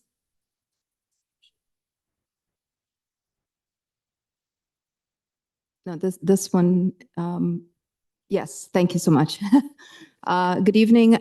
We are here to present 3 community representatives. SEAC has a combination of representatives from associations, whereby the associations submit the names of the representatives for each of the associations. And we also have community representatives that staff choose from community members who apply to serve on SEAC as a community representative. And so we are submitting the following applicants who all meet both TDSB and Ministry of Education criteria for these vacancies. And asking that it be resolved that Latoya Aldridge be appointed, Samaya Ahuja be appointed, and Nazanin Falarad be appointed to the SEAC as community representatives for the term ending November 2026. Thank you. Thank you. So we need a motion for approval. We need a motion for approval of the recommendation moved by I can Shan, move. I can move it. moved by Trustee Shan, seconded by Trustee Dawson. Yep. And we'll open the vote. Why is my coming up? Shan in favor. Trustee Williams in favor?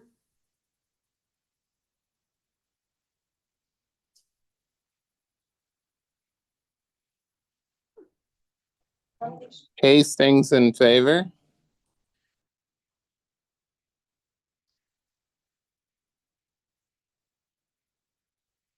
Thank you. Do we have everyone?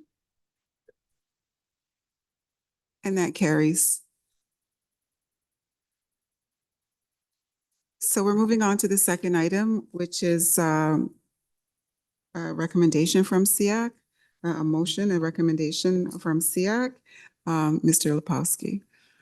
Thank you. By the way, I should have mentioned before, but when I first appeared before this committee, I extended an invitation for trustees who are not members of SEAC to visit our committee. And many of you have. We really, in fact, some have come and have come back and have come back again, which we absolutely delight in and appreciate. And we welcome you to our deliberations. Anytime, you're welcome. So I mentioned before that there are 40,000 or more students with disabilities or students with special education needs at TDSB. And for each of them, the board is responsible to come up with strategies to accommodate and address their special education needs. That is no small task for 40,000 students. And it includes a wide range of different disabilities and combinations of disabilities. And of course, spread across this big city in this huge school board. Well, it'll probably come as no surprise to any of you. In fact, I would believe it would come as no surprise to any of you that at least some parents of these students feel that their students' disability or special education needs are not being effectively met. Now, we're not here for anybody to pass judgment or anything like that on this, but we will have any number of parents who feel that way. And in some cases, we have to believe they're correct. And in other cases, they may be incorrect or misinformed. And what we would like to present to you is a need for an effective way for parents who believe that their child's disability-related or special education-related learning needs are not being met, to take that issue up within the board and to try to get it fixed. And it should be a process that has several features. It should be swift, it should be fair, it should be user-friendly. You should go to someone who actually has the time to deal with it, who has expertise dedicated expertise in the needs of diverse students with special education and learning needs, and they should have the authority to fix it. Well, at an abstract level, that makes a whole lot of sense, but it came into very, very real focus for our Special Education Advisory Committee last November the 4th. Because our SEAC, working in close coordination with staff who were very helpful, held the first ever TDSB SEAC town hall for parents to bring forward their stories. It was not an easy night. In fact, it was a very tough night. We had one meeting that was 3 rooms running, one with in-person presentations, the other 2 with online presentations. The stories we heard were wrenching. Some trustees came to this, and even if you are a veteran of disability advocacy, and I am, you left the meeting shaken. Shaken because we heard from parent after parent, wrenched with emotion, trying their best not to cry, and apologizing if they did, raising stories that are heartbreaking, but at the same time expressing understanding about staff shortages, about huge workloads, and so on. Now, what we heard in one level was not a surprise, because the same thing was very much discovered by a provincially appointed 4-year-long expert review of the school system, which I had the privilege of serving on, and that rendered a report 3 years ago. It reviewed the school system through the lens of how it serves students with disabilities. This is not unique to this board. It is not unique to this staff. It is not unique to this year. But what do we do about it? Well, our SEAC identified this as a serious concern because our own associations and our individual members over a number of years have reported that parents can find the system hard to navigate when they have a dispute. They either believe that the school has not agreed to provide an accommodation that they think their child needs, or the school has agreed to provide an accommodation in the individual education plan, but the parent believes they're not delivering on it. Now, I want to be clear. I'm not saying this is every parent, and I'm not saying every parent who so believes is correct. What I am saying, and what SEAC is saying, is parents in this situation need to have a place to go that meets the criteria I gave you. Now, we've been discussing this with staff for at a subcommittee level and then as a whole group in combination for about a year at least, on and off. And what we were briefed on by staff in response to our request, which was very helpful, was that there are 2 avenues now available. Briefly summarized, there's the provincial government mandated concerned parents protocol. Take the issue to your teacher. That doesn't succeed, take it to the principal. If that doesn't succeed, take it to the superintendent, and so on up. And the other option, they can overlap, is filing a complaint of discrimination with the board's Human Rights Office. And our committee passed the motion you have before you, basically because it's our position and our view that those avenues are not sufficient to meet the needs of parents in this situation. The proof of the pudding is in the eating. If they all worked, we would not have heard what we heard at the town hall. If they all worked, we would not have associations coming forward having received concerns raised with them. And if I even assume, just for purpose of argument, that 1/2 of the parents who spoke at the town hall were incorrect, and I have no reason to assume any were, but let's assume 1/2 were, we still have a problem that needs to be fixed. By the way, I left out one other criterion for a good system, which is the people to whom parents will bring the problem are independent of the people who made original decisions. So they will have the confidence that they're taking a fresh look from outside the particular part of the board. Now, what we've done in this motion, and so the question is, what have staff done so far with this? The concerns have been raised over a year. The motion was passed 3 months ago. This is the first PSSC meeting where we could bring it to you.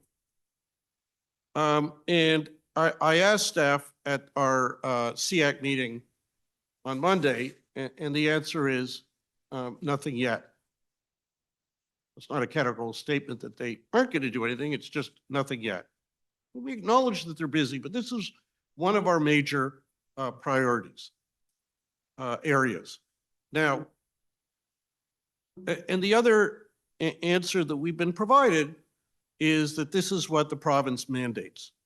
And there is a new policy, or there's a new memorandum for the province with some refinements to it, inviting board to make some refinements. And we've seen that memo. It doesn't go far enough in terms of what we're talking about. Here's my thought. And with this, I can wrap up, and I welcome your questions. Our motion on its face that we passed said we need an additional system created. There are problems with the current system. It is not independent. It does not require the matter to be brought to people who are specialized. It actually conflates disability and special education complaints with the same route for parents to bring any concerns. My kid didn't get on the soccer team they wanted, or my kid didn't get into the program they wanted, or whatever. We are mixed in with that rather than going to a place with dedicated expertise in this area.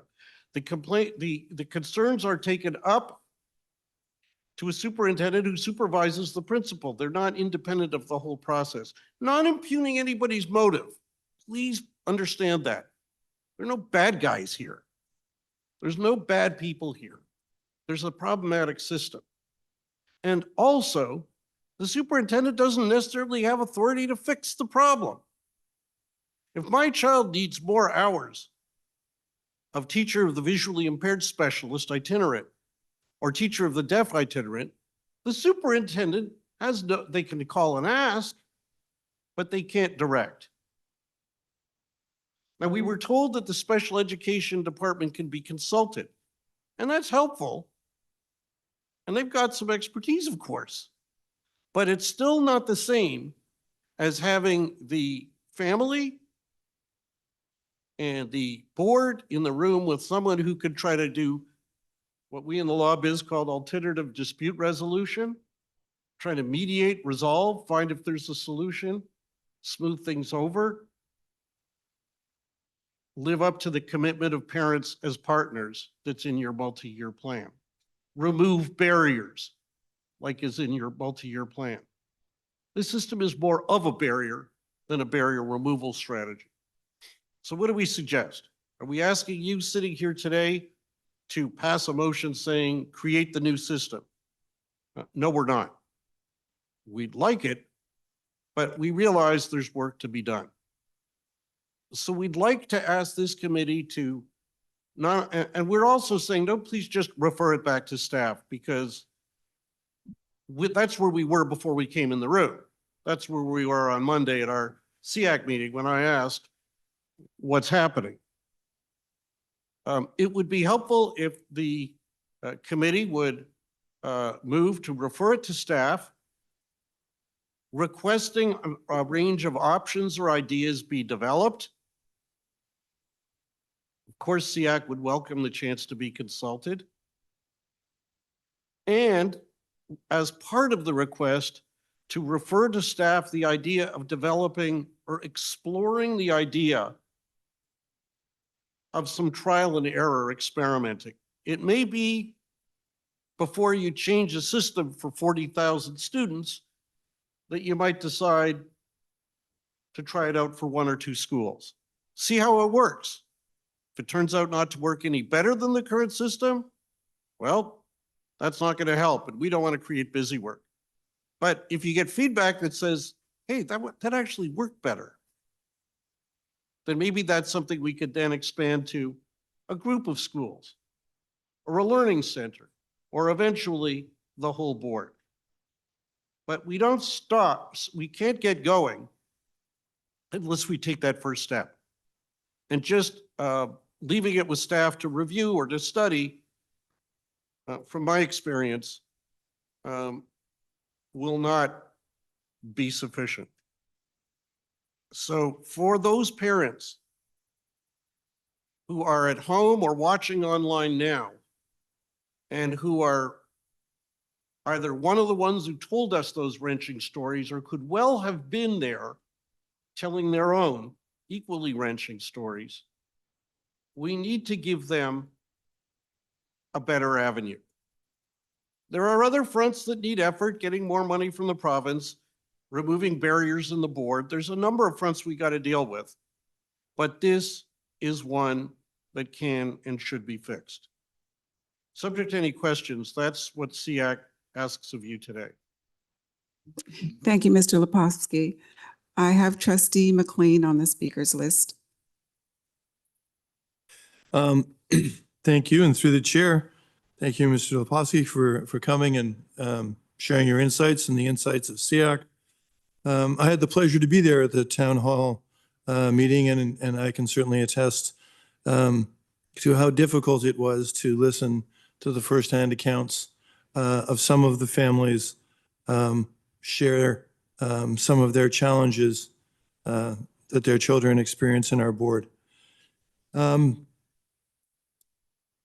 Did you attempt to gauge that night or after the fact with the families that spoke and that shared that they had challenges, that you don't believe that the parent protocol or the complaint mechanism with human rights didn't work? It, like, we have 2 mechanisms in place that don't work. You believe, SEAC believes, that the creation of this third suggested mechanism would be helpful. Is that correct? Yes. Did you attempt with the people that came forward with the stories to gauge how many of them had tried the 2 mechanisms that were in place and whether they found them to be unsuccessful, hard to manage? Like, did we get a sense of what their experience with our current mechanisms were? Okay, very fair and important question. The short answer is no, we didn't, because we were trying to give people an opportunity to speak, and therefore we did not afford an opportunity for SEAC members to question them. As it was, we were only able to give them 3 minutes or so we could fit them all in the allocated time. But let me tell you this. Number one, we heard from any number of them, and we have also heard in other venues and from our associations of people who've said, I've tried taking it up, or I tried raising it and I didn't get anywhere with the principal. We know that from our first motion to you, that parents find it very difficult to find out how to navigate the system here. And so it would be important to overlay on this that, and there's no requirement that the board, that if a principal or a teacher says, no, we're not going to give you that, to also give them what we in my line of work would call rights advice. We want to let you know that though you're on, we weren't able to accept it, if you want to take this up. Now, I'm going to assume some principals and some teachers do that, and I'm going to assume others don't, because we've seen nothing that requires that. And there is no user-friendly insurance that that information is shared in plain language. Yeah, I'm sure you can cruise the website, and if you're good on the web and you know the jargon, you may be able to find it. But that's the context. And certainly we've heard from parents in various forms, I have, who will just say, yeah, I tried taking it up, I didn't get anywhere. We get copied on emails sometimes. I'm sure some of you do too, where an aggrieved parent writes further up in the board and they copy all SEAC members or the SEAC chair, and they tell their saga of how they've been trying to get something. Now, again, I'm not assuming the parent is right. I'm not assuming the board is wrong. I'm assuming that if there's a disagreement, there needs to be a fair avenue to try to resolve it. True to the commitment of the TDSB in its multi-year strategic plan to removing barriers and treating parents as partners.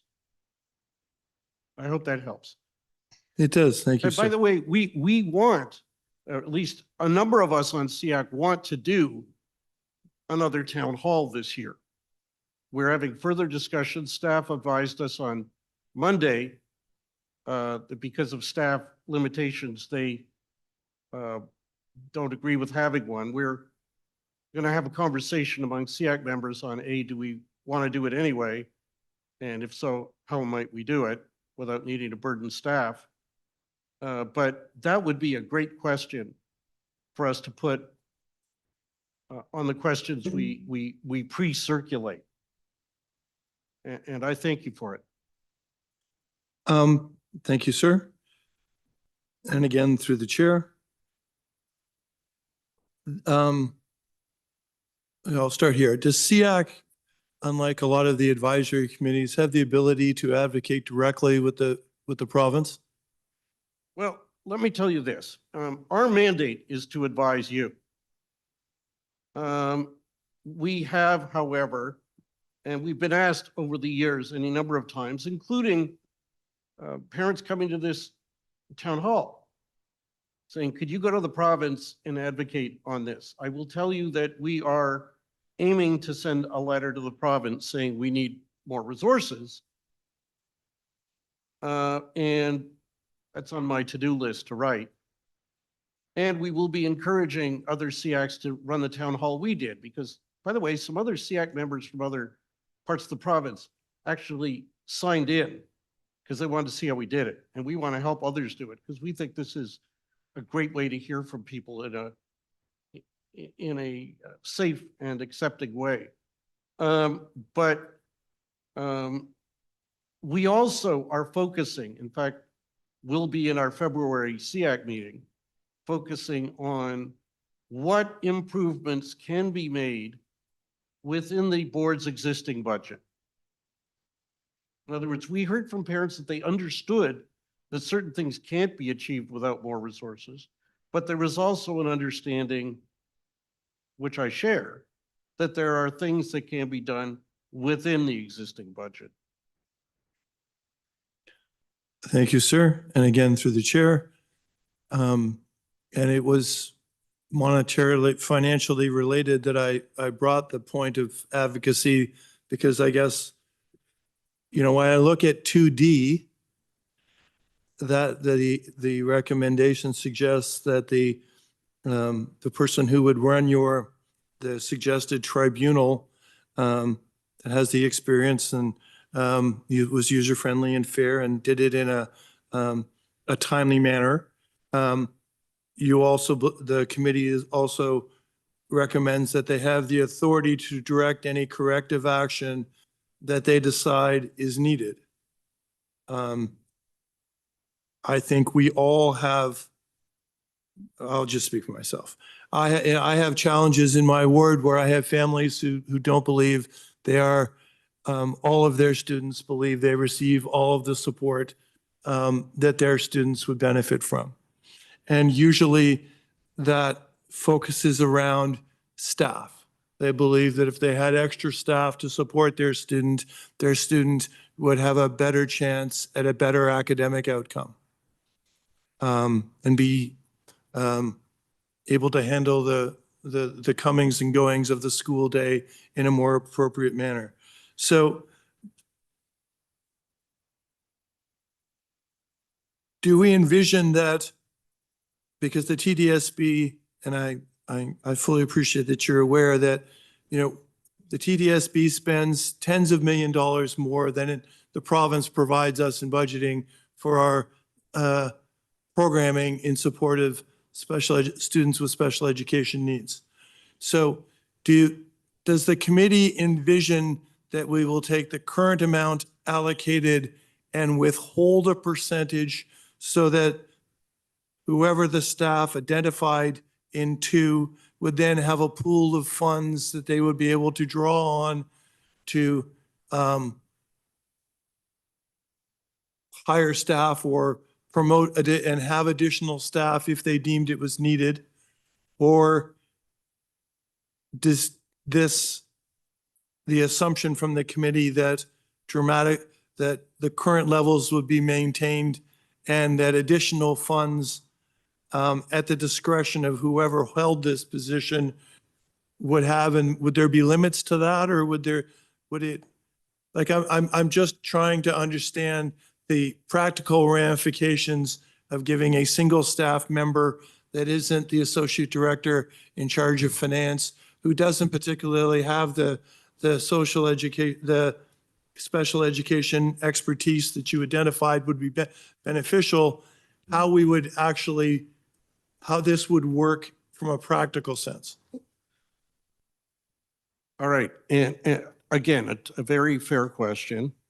And what we've done in laying out this motion is laid out the principles of what we would like to see. Between that and the status quo, there is a lot of room for improvement.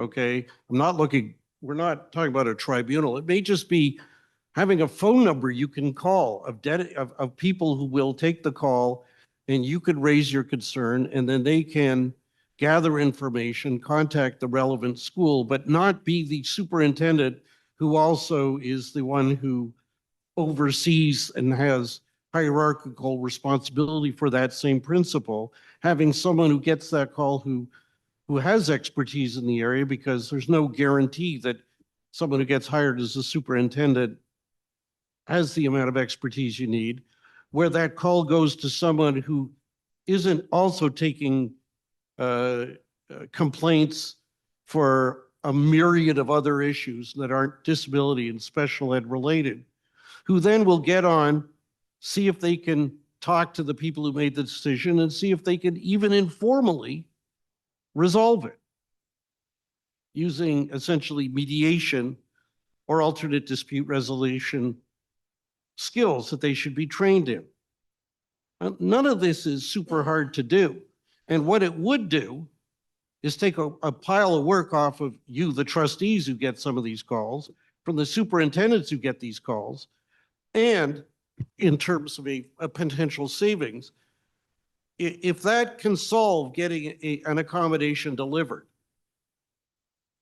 and getting a student doing better and can resolve it more quickly, that's why we're here. And that in the long run is a cost savings and a social benefit. So we've laid out, if you will, the ideal. Now it's a matter, if this committee and if the board finds it acceptable, to turn to the staff and say, okay, you've got the existing system, there are these problems. Can we talk about ways to do better? And there's 2 ways staff can react. I'm not referring to the particular staff here, but I'm saying any staff. One is the traditional kind of government bureaucracy, just stick to the current rules. This is what we have, this is what we do, this is what we know. That's fine, we got other things to do. And the other is to say, heck, we got a problem. let's try to innovate. We got a shortage of money. Let's think of ways we could try this out and see if it could be done in a cost-effective or even a cost savings way. Do you follow me? And that's what we're opening the door to. And that's why I'm asking for a motion, not approving what we've laid out here, but asking staff to A, come back with some options, and B, consider as part of that, doing a couple of pilot projects if they come up with one that might be feasible. Thank you, Mr. Leposki, to you and the other members of SEAC who give so generously their time to support the students and families in our board. Thank you, sir. Thanks.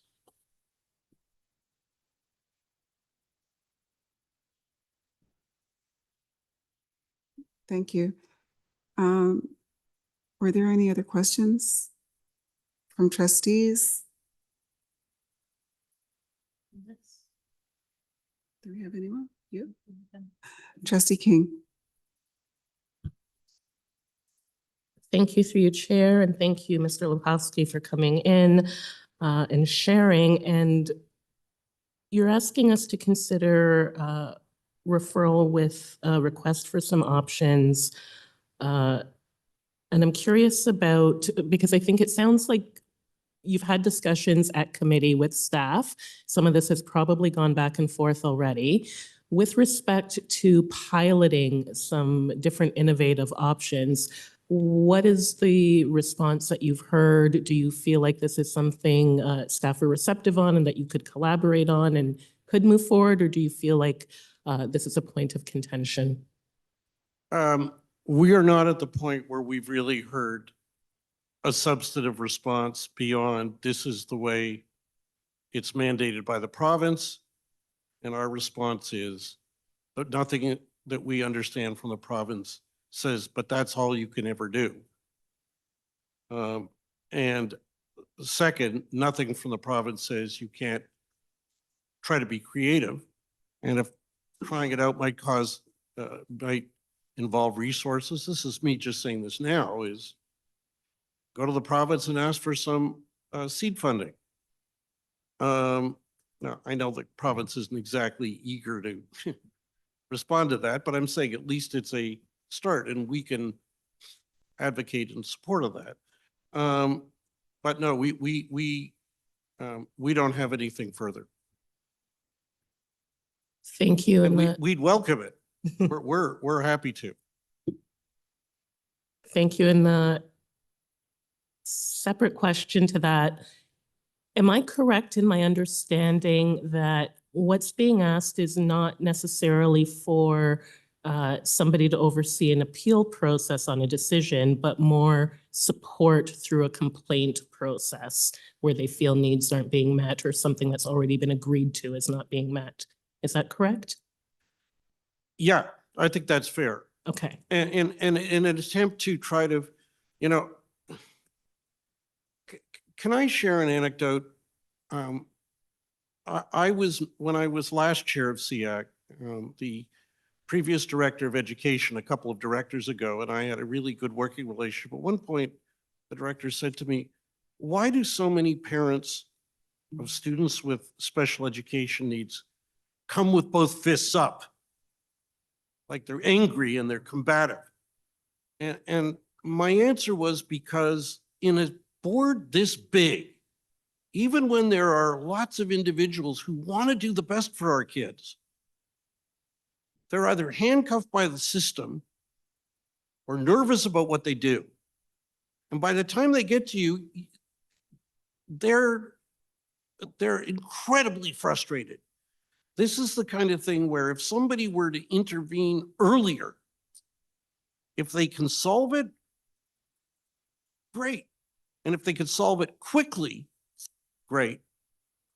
And if they can't, at least the family will feel that they've been heard, and some will go further and, you know, be unhappy and do whatever they choose to do, and that's a democracy. But let's come up with a way to deal with this stuff more quickly. You know, when we had a parent, you know, the Human Rights Code protects kids with all disabilities, including ADHD. And we had a parent, an informed parent, a knowledgeable parent, come forward and say that they were told that their child can't have an individual education plan because ADHD is not an exceptionality under the Education Act. Well, we've been told at SEAC that that's not the board's policy. And the board has a duty to accommodate them. This is something where if this call gets through to somebody who has expertise in the field, who can listen to it, can then get on the phone to the principal, and they're independent. They're from some other part of the board, different learning center, whatever. So they could be impartial and say, listen, did you say this? And if so, if you didn't, then let's get this person an IEP. And let's just say, hey, it was a misunderstanding. And if, on the other hand, if you did say that, that's not the board's policy, and we got to fix this. And it might be a couple of phone calls, and that could be bridged. I hope that helps. It does, thank you. May I ask a question of staff on this item? Yeah, go ahead. Can we hear, what does the current pool of staff that have the expertise in special education and alternative dispute resolution that's being cited? I don't need absolute numbers, but just a general sense. Do we have a fair number of staff at the appropriate level that have both these skill sets? Thank you. I recently actually received data on elementary teachers, secondary teachers, principals, vice principals, and superintendents with special education qualifications. And administrators and superintendents, I would say over half for sure, formal. However, I don't want to dismiss formal qualifications. I don't want to dismiss other professional learning opportunities that they continue to engage in regularly. That is about special education and supporting students with disabilities and special education needs that they attend frequently, and that's offered to be attended frequently. With regards to alternate dispute resolution, I don't have the exact numbers, but our entire senior team was given that opportunity to sign up most recently, and we had quite a large turnout. Perhaps Louise can speak to that, but our staff are very well trained in ADR and special education, either through formal additional qualifications or other qualifications or professional learning that occur. Thanks. Thank you, and I will add to that response. The TDSB senior team many years ago universally embarked on ADR Part 1 qualification. We had just finished actually reoffering, and approximately 16 members of the senior team signed up. We're wanting to pursue Part 2, which is going deeper with that skill set. We are also more recently discussing the qualification of special education Part 1 as part of our leadership expectation for administrators, and exploring that possibility, as it is such foundational knowledge for administrators to hold. Sorry, and I'll just add, and those conversations were around superintendents who would be entering the role as well. Thank you. So as a follow-up, if staff were to entertain the recommendation that CX putting forward, do you have a sense whether it could be achieved with the staffing as is, or are there training or hiring implications that might follow? If I could ask a follow-up clarification through you, Chair, could you specify what recommendation SEAC is referring to? Because there are many in the motion. Through the chair, yes. I believe I am looking at number 2. I'll be looking better with my glasses on. that staff at TDSB who receive and address a complaint from a parent or guardian of a student with special education needs should A, have the expertise in special education, B, be independent of the staff that are dealing with the situation, and C, have the expertise in the mediation and alternative dispute resolution. Do we have a feeling that we could address that sufficiently as is, or would there be other requirements? Thank you. And through the chair, the staff response to the SEAC motion, I think, outlines the different modalities for conflict resolution when there is a concern. But perhaps I can outline what happens when there's a question from a parent or expertise required. First and foremost, if it's an educator needing support in their program, they would have the support of a school success team to talk about a student's profile, what their strengths, areas of need are, so that program suggestions can be put in place. There would be support teams that may be recommended. The school principal, of course, is another source.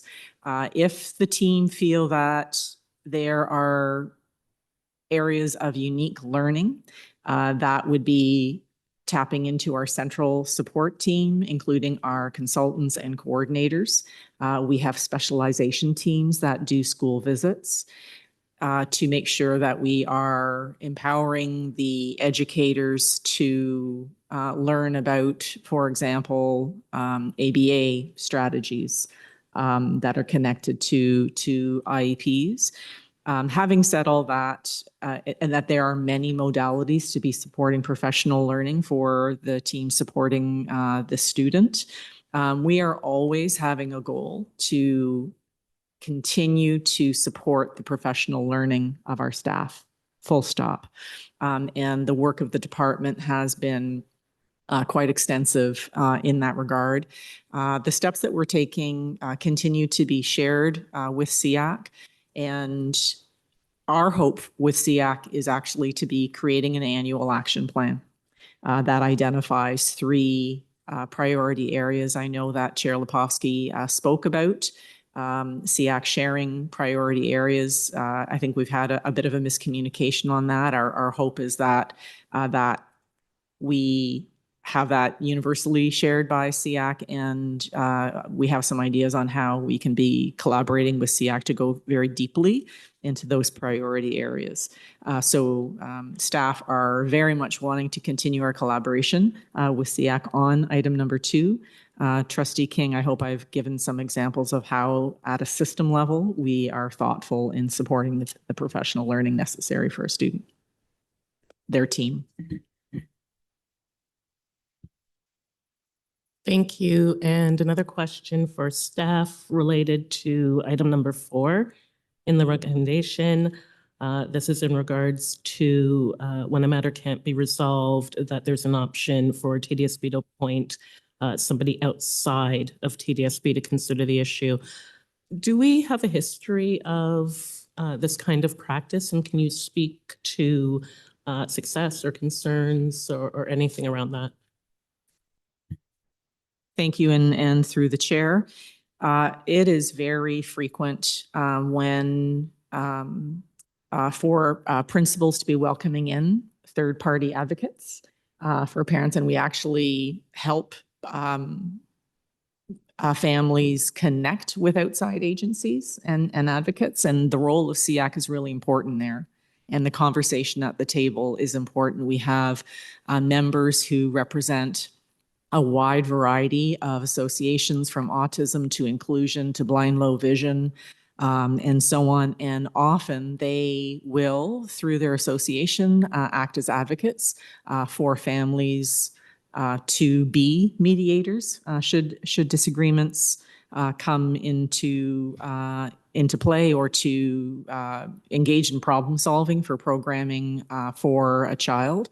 There are more formal ways where concerns are sorted through. It's in the report that would be inclusive of appealing an IPRC decision, and that is outlined in legislation where third-party members are appointed. I'll turn it over to Executive Superintendent Palmer to add more details. Thank you. Thanks so much. I was trying to do Control F to find the exact number, but annually in our special education plan, when we bring it to board, as is required by the ministry, we have to list the number of IPRC appeals that have taken place. And I want to say that the numbers are very low. And what I'm trying to say to you by bringing this up is that we are able, in most cases, to resolve complaints or disagreements at the school level with district department support, and so that those formal appeal processes are not frequent or many. Thank you, Executive Superintendent Palmer. Still my time, but I see that Dr. Lepofsky has a hand up and I feel might want to respond to some of what we've heard, which would be helpful for me. So I don't mind having him respond if that's appropriate. Let me offer 4 points. First, I'm concerned that staff are suggesting that because there are few IPRC appeals, that for some reason that means there are few disputes. The Identification and Placement Review Committee has, as staff will know, an extremely narrow authority. It can only deal with placement. It can't deal with programs or services or supports. You cannot appeal that. So the fact that people are not appealing, or very often appealing, those decisions is no answer to the concern that SEAC is raising. The second thing is, no doubt, staff are taking more training and qualifications, and that's great. But that's the status quo. And if you were at our town hall, you'd hear the status quo through the eyes of the parents. It's not good enough. So just riding on what they're doing now is no answer.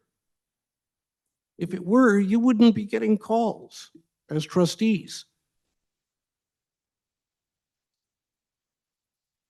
Third, we've heard that some are taking an additional qualification course in alternate dispute resolution, and that's great. Those courses tend to be relatively short. I know what's involved in teaching it at law school because I've guest taught on a part-time basis. I've been invited to guest lecture in some of those programs. It's a very extensive field to learn. You don't just learn it in an AQ course and now you know how to do it. You'll get some skills, but there's a lot more to it. For example, I gamble that a lot of parents who come forward and raise concerns may themselves have disabilities. I wonder if any of the teachers or administrators have received any training in how to accommodate people with disabilities in the mediation process. I know about the subject because I co-wrote a handbook on it and have done training on it for any number of law students. Happy to share it, it's free. But I don't think we could just rest that the status quo is fine. And that's the danger here. And finally, just so we're clear, we've identified this issue at the staff level, at meetings of our a working group at least a year ago. We've raised it, identified it for staff last spring as a priority. I've repeated the 3 priorities that we'd set multiple times, and my colleagues on staff are well aware of it. I even recited it at the town hall for those who were there, and this was one of them. And we've had to have anybody say, oh, no, that's not a problem. So trustees, there's two ways you can respond to this. One is, oh heck, we can't do anything because perhaps we can't do everything. And for the people at the town hall, sorry. And the other parents whose their experience is emulated. Or let's try to be creative and let's see what we can do. And that's all we're asking. Thank you. Thank you. So my final question then is to staff. In your continued work with SEAC, is it your intention to be presenting, sharing options with them? And are you prepared or willing to update PSSC as well? Thank you. And through the chair, respectfully, the considerations that are put within the SEAC motion speak to complex matters. Staff is committed to collaborating with SEAC on the development of an action plan that we have already been discussing, and at another time when the annual report for special education does come to PSSC and then following to board, we'll be really excited to be showcasing the progress that we have made in areas of communication to parents. For example, a great deal has been uploaded on the website. A great deal of training has happened for professional learning for staff as an example, and parents. So it will be through that mechanism that staff will continue to collaborate with SEAC to identify action areas and the work that we are doing. And as previously agreed upon by staff, by trustees and principal for the report back. Special education is committed to be an annual report, and it will be through that we will be certain to showcase the work that we're doing in the themes important to SEAC, as well as the identified action plan and the many other areas that we report to the board and to the public as required by ministry. So I hope that provides assurance that we are certainly paying attention and wanting to report back to trustees and to SEAC the work that we're doing and the progress we're making. Thank you. So at this point, I think we need a motion with regard to this matter. And again, thank you, Mr. Leposki, for your presentation and the recommendations that came out of SEAC. So at this point, I believe we're looking for a motion to refer to staff for consideration. And also in light of all of that we've heard, the ongoing work with SEAC on the action plan, and also, as you stated a number of times throughout your presentation, Mr. Leposki, looking at the options and possibilities that you've presented in the scope of working on that action plan. I need a mover referring to staff for consideration. Trustee Patel.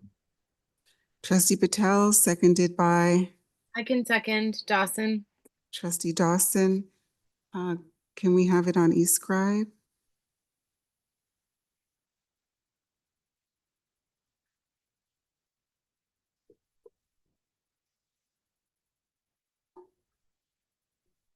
And we're just waiting for the vote to come in.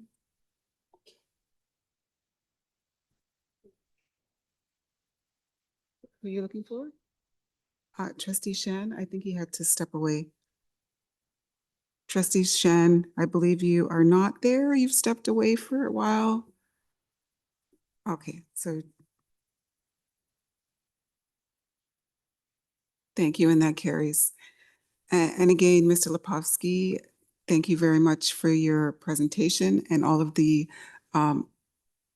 ongoing and incredible work that our Special Education Advisory Committee is doing. Thank you. Have a good evening. Half an hour. So at this point, we'll take a half an hour break, half an hour recess, and we'll reconvene at 7:30.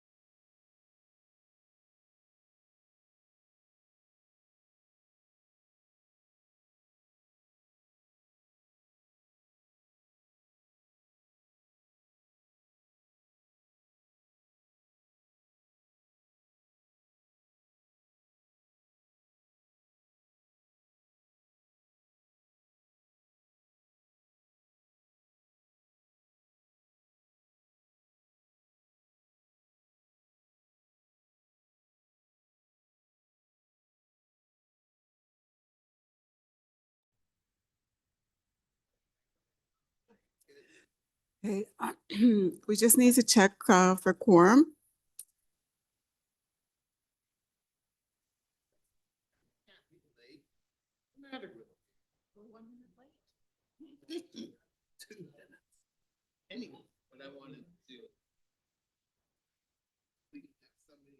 Dawson is present. Thank you.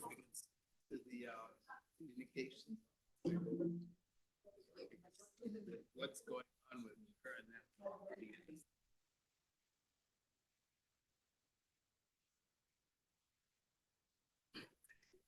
Trustee King in the room, trustee Loka Rothman in the room, trustee Hastings in the room, trustee Williams in the room. Okay, we have quorum. And any trustees online, if you could please identify yourselves, who're still with us.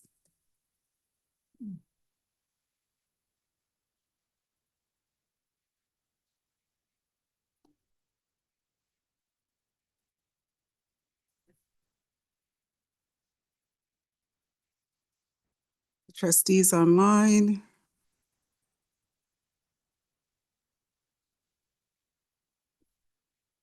Do we still have trustees online? Hello? No?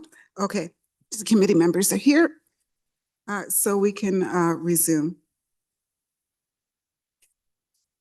So we're going to make a slight adjustment to the agenda. And at this point, we're going to go to item 7.1. The notice of motion for consideration advocating for mandatory equity, diversity, and anti-racism certification for K-12 teachers in Ontario. That's being moved by myself, trustee Williams, and trustee King on behalf of student trustee Bell. Student trustee Bell, did you want to speak to the motion?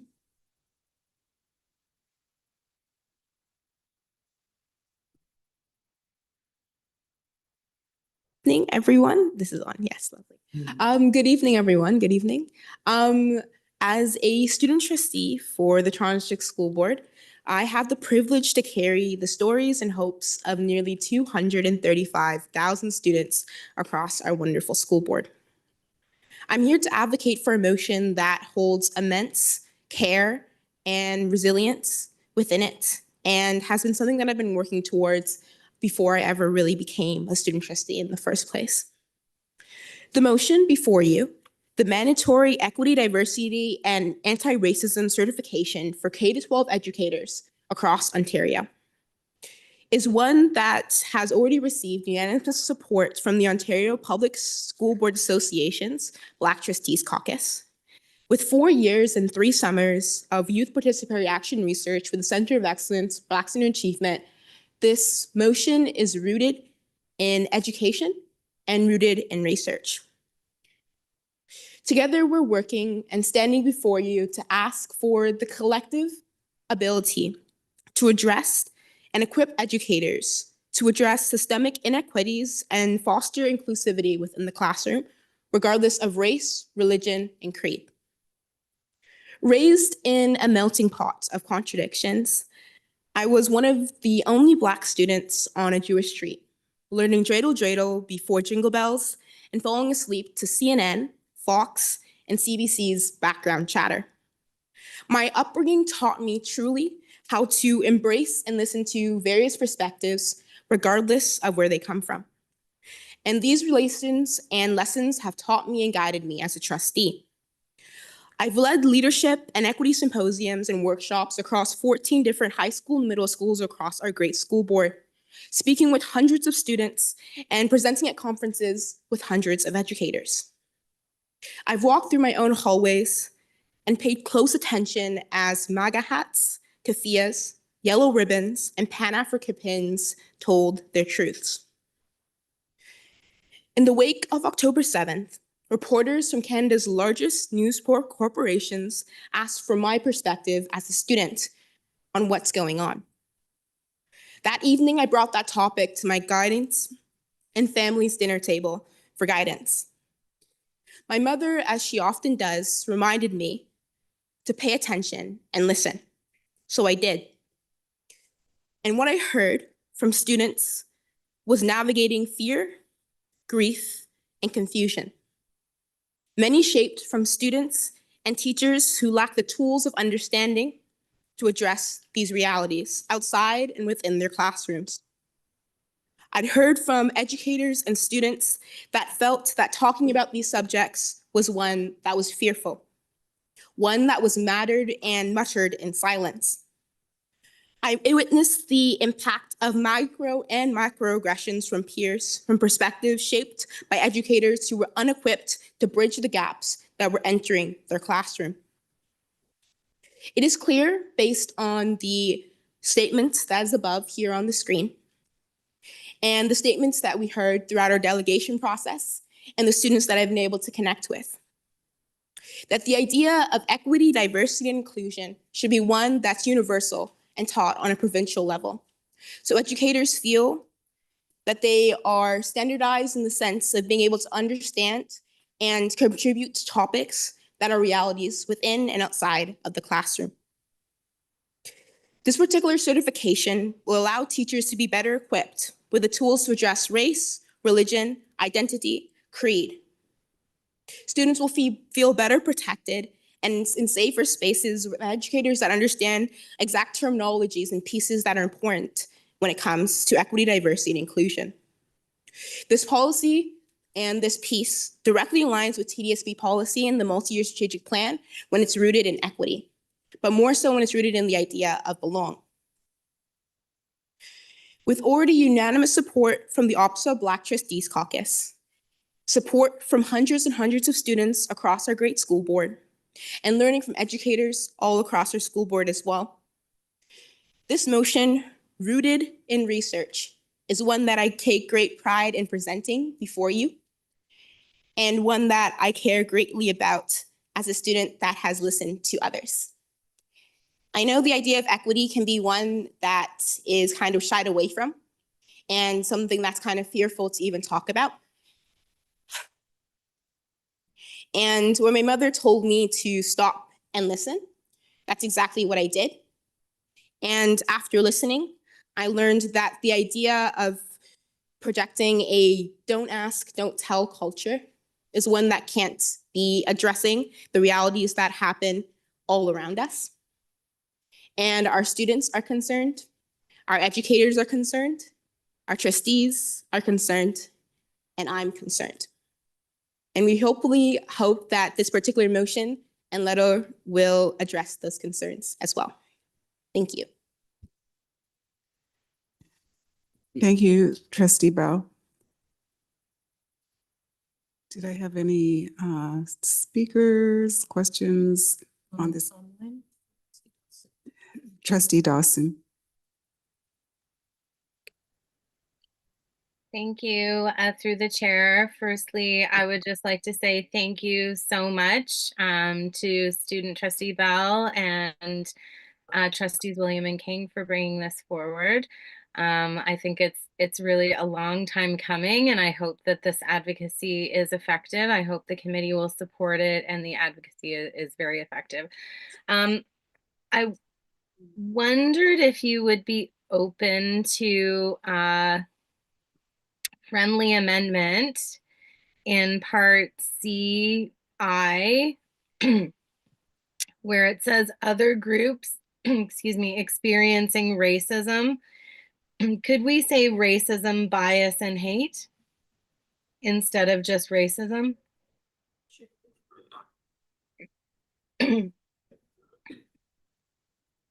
Sure, that would be an amendment that would be accepted. Okay, thank you. And I mean, overall, I really appreciate the immense amount of work that went into this, and I wholeheartedly support it. Thank you for bringing it forward. Do I have any other speakers? So Bella, could you make that amendment? We need a mover and a seconder on the amendment.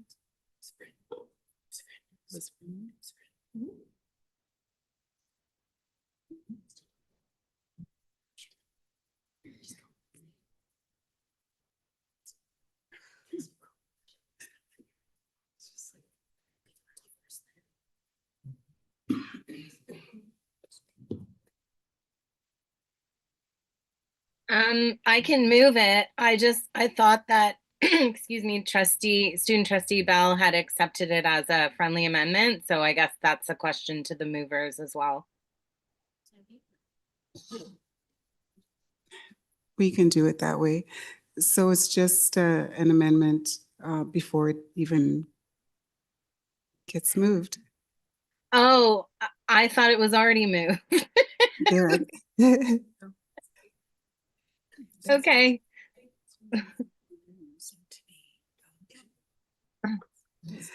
Okay, so I'm gonna like kind of be a stickler for the rules. Okay. And we're gonna do the mover and a seconder for the amendment and get the amendment and then go back to the main motion as amended. So the amendment is moved by trustee Dawson, seconded by trustee Loka-Rothman. All in favor? Can we just do this? Aye. Do we need to have Easter egg scribe? No. No. We'll just do it a voice, an aye, if you're in favor, any opposed, and that amendment carries. So were there any further questions or comments on the main motion as amended? Trustee Loka-Rothman. I just really wanted to take a minute to say thank you. I know how much work student trustee Bell put into this, and it's clearly reflected here. I also really just wanted to note that I know that this was written from your perspective, and that really shows in the motion, but I also was really touched the way that you included everybody in that DEI work as well, all groups experiencing forms of hate. And I think it's a really beautiful thing that you've done here. So thank you. Thank you. Trustee King? Thank you, through the chair. I'd had a couple of thoughts put together, but student trustee Bell has honestly delivered this, I think, so comprehensively. It speaks for itself. You've collaborated, as my colleagues said, and we've all had our chance to have input. So I'm just very happy to support this, very happy that we can continue to use our voice as TDSB to support and influence, not just for our own students and families, but I think even broader as well. So again, thank you for the work on this. And I'll pass the chair. Go ahead, Trustee Williams. So I want to add my gratitude and thanks to student trustee Bell for the meticulous manner in which she drafted this motion and the collaboration and research data that went into bringing this forward. So very pleased to be supporting this motion. This piece of advocacy, I think, is very important and will go a long way in the equity work and supporting our students right there in the classroom through this teacher certification. So thank you. Pass the chair back. If there are no other questions, student trust, we have student trustee and then trustee McLean.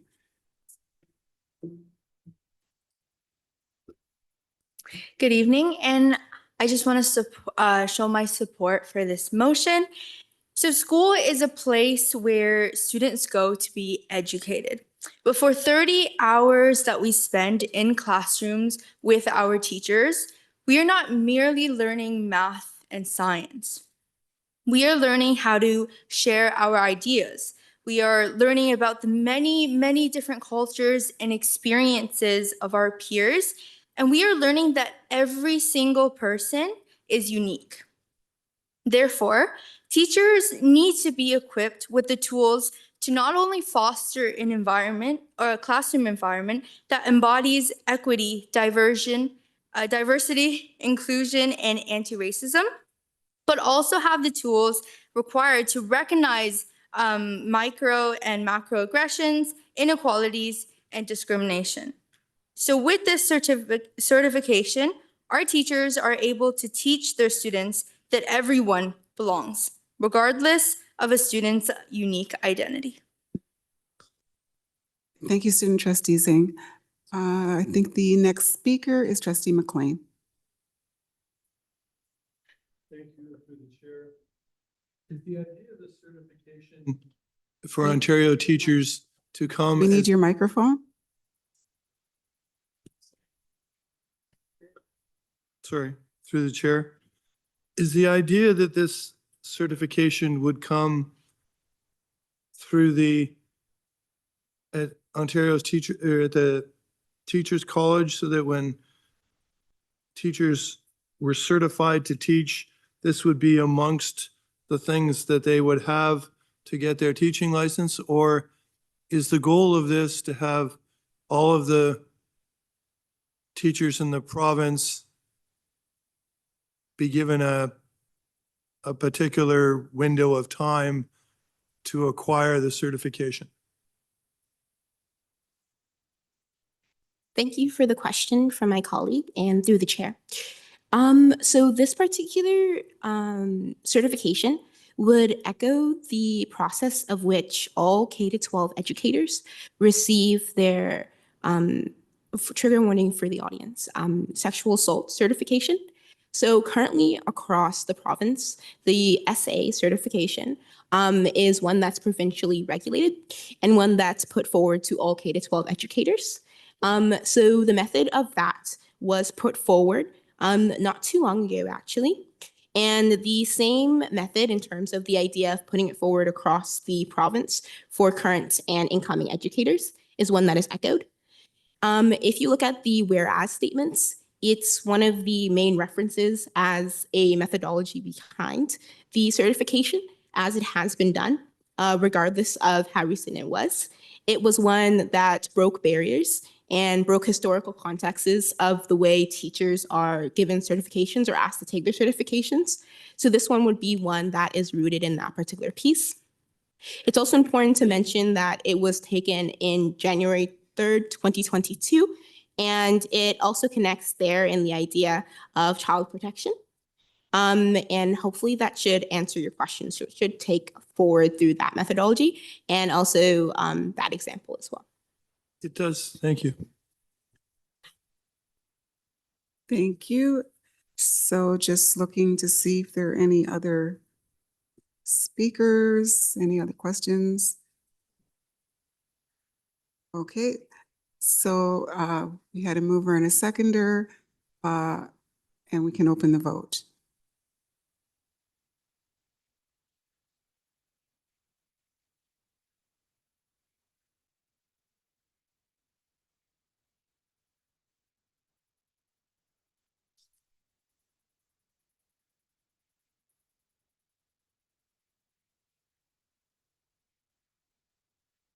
I'm in favor.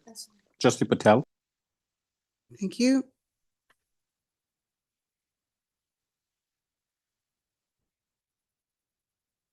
And that carries. Thank you.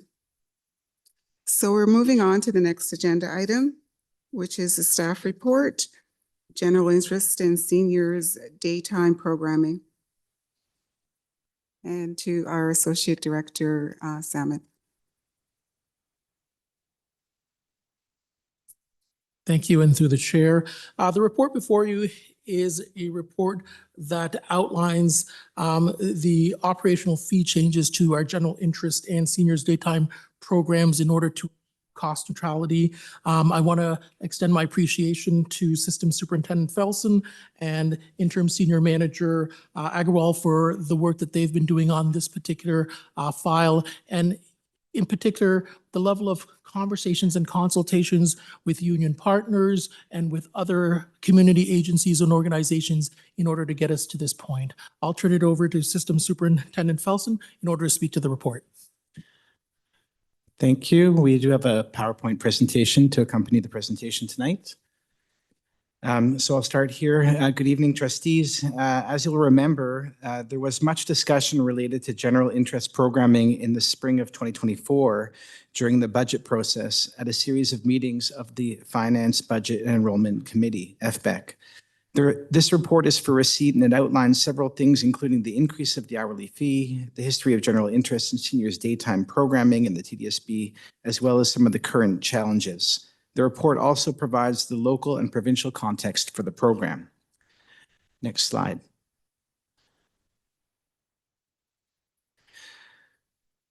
As you know, general interest in seniors' daytime programs offer diverse course offerings such as art, fitness, language, and computer courses. Seniors' daytime courses are focused on adults 65 years or older.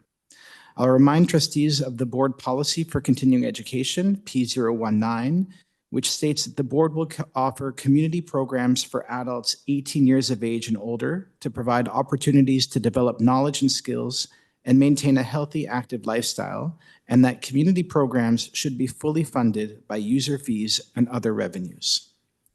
Next slide. Let me take you back to the spring of 2024 by way of a reminder. Staff had brought recommendations to board to discontinue general interest courses because these programs continued to run deficits, despite the stated policy requirement to run these programs at cost neutrality. At a subsequent meeting, staff proposed to increase fees for seniors by 130% and full fee payers by 50%. At its meeting on June 19th, 2024, the board directed the Director of Education to consider, 1, delaying the implementation of increases in fees until a report is received in the fall, engaging with Friends of Learn for Life and grassroots efforts to increase enrollment. Should a fee increase be required, it should be implemented in January 2025, following the full report to committee, and that funds required to balance the Learn for Life program be requested from the Minister of Education to use proceeds of disposition in the amount of $500,000. The ministry approved to use the POD conditional of TDSB implementing staff recommendations for savings related to adult general interest courses. I'll add that at this time, the ministry still has not approved the deficit recovery plan. Trustees are also aware of the December 2024 Auditor General's report, which emphasized the need for TDSB to evaluate programs that are not funded and to redesign them to achieve cost recovery. Next slide.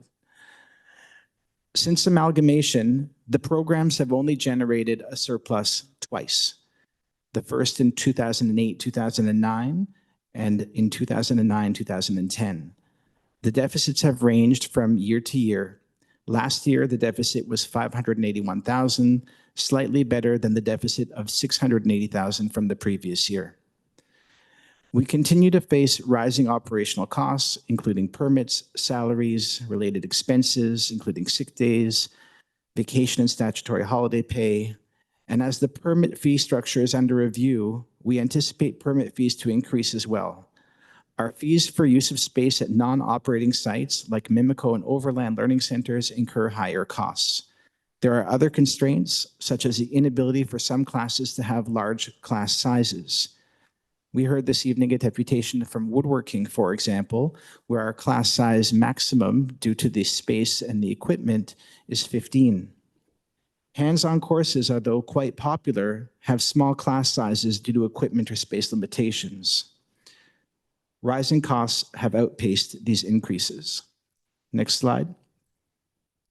Despite these challenges, efforts have been made to achieve cost recovery or cost neutrality. We heard some of that this evening in our deputations. This year, we have focused on social media to promote the program. We've created postcards which have been distributed to local libraries and community centers as well as board sites. We have been supported by the Friends of Learn for Life and CUPE Unit B with the distribution of the postcards. And I'd like to thank our community member from the Friends of Learn for Life who's in the room tonight for his support of that venture. And at the suggestion of the union, we issued a press release for the first time at the start of our winter registration window. We've consolidated some of our sites.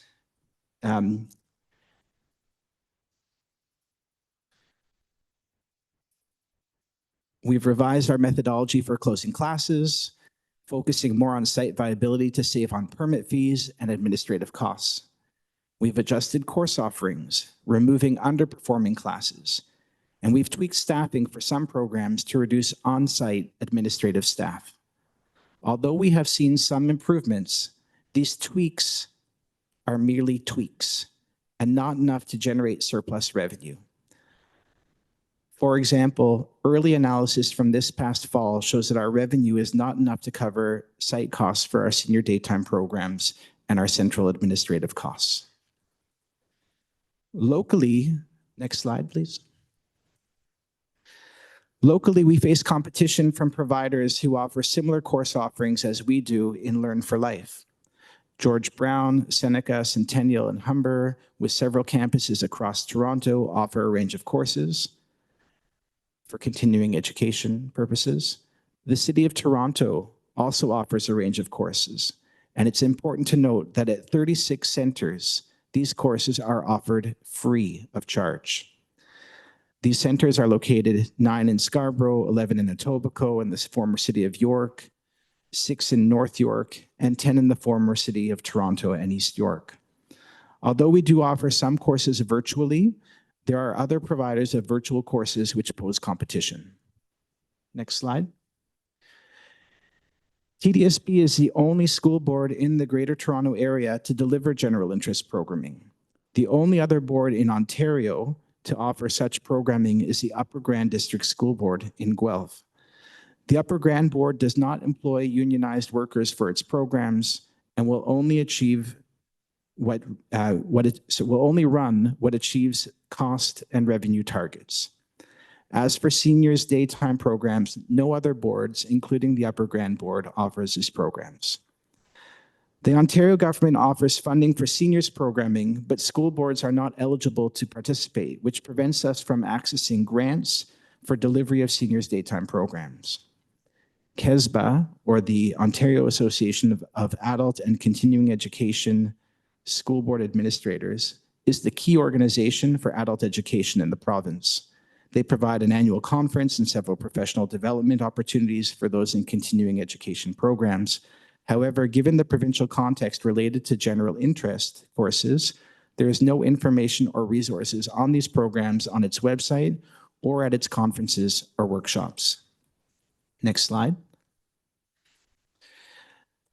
So trustees, before you, we have the fees that will be charged to learners effective fall 2025, not January 25, as was in the June 2024 motion. Currently, fees charged to learners are determined on a base rate plus 13% HST per hour. Seniors currently receive a 30% discount. Subsidy ratepayers receive an 80% discount. To achieve cost recovery in 2025-2026, the department will be implementing a fee of $15 per course inclusive of the HST. The seniors discount will go from 30% to 20%, and subsidy ratepayers will continue to pay 80% discounted rates. Next slide. We are committed to maintaining quality programming while achieving cost neutrality as required by our board's deficit recovery plan, and we will be working with our communications team on messaging as we begin planning for 2025-2026. Thank you. I'm happy to answer any questions. Thank you. Looking for any questions from trustees? Trustee Dawson online? Yes. Thank you. And through the chair, first of all, I just want to say thank you so much for the PowerPoint. It is a best practice and consistently I'm seeing it from you. So I just want to say thank you so much for a visual tonight. I have some questions. So some of our delegates spoke today about the June motion regarding community impact. And I was wondering what the impact will be to the community, what measures we've taken to assess that impact.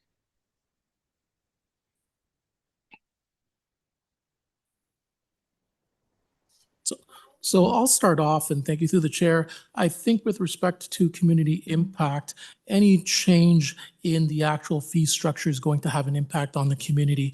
Part of what we've been trying to do is minimize that particular impact. However, by also staying true to the notion and the expectation and also the policies around the idea that we cost neutrality. So we fully understand, and part of what we've been doing is working with community, working with other agencies, organizations in order to provide programming that is at the highest level and in order to maintain that particular or lessen the impact on the various stakeholders.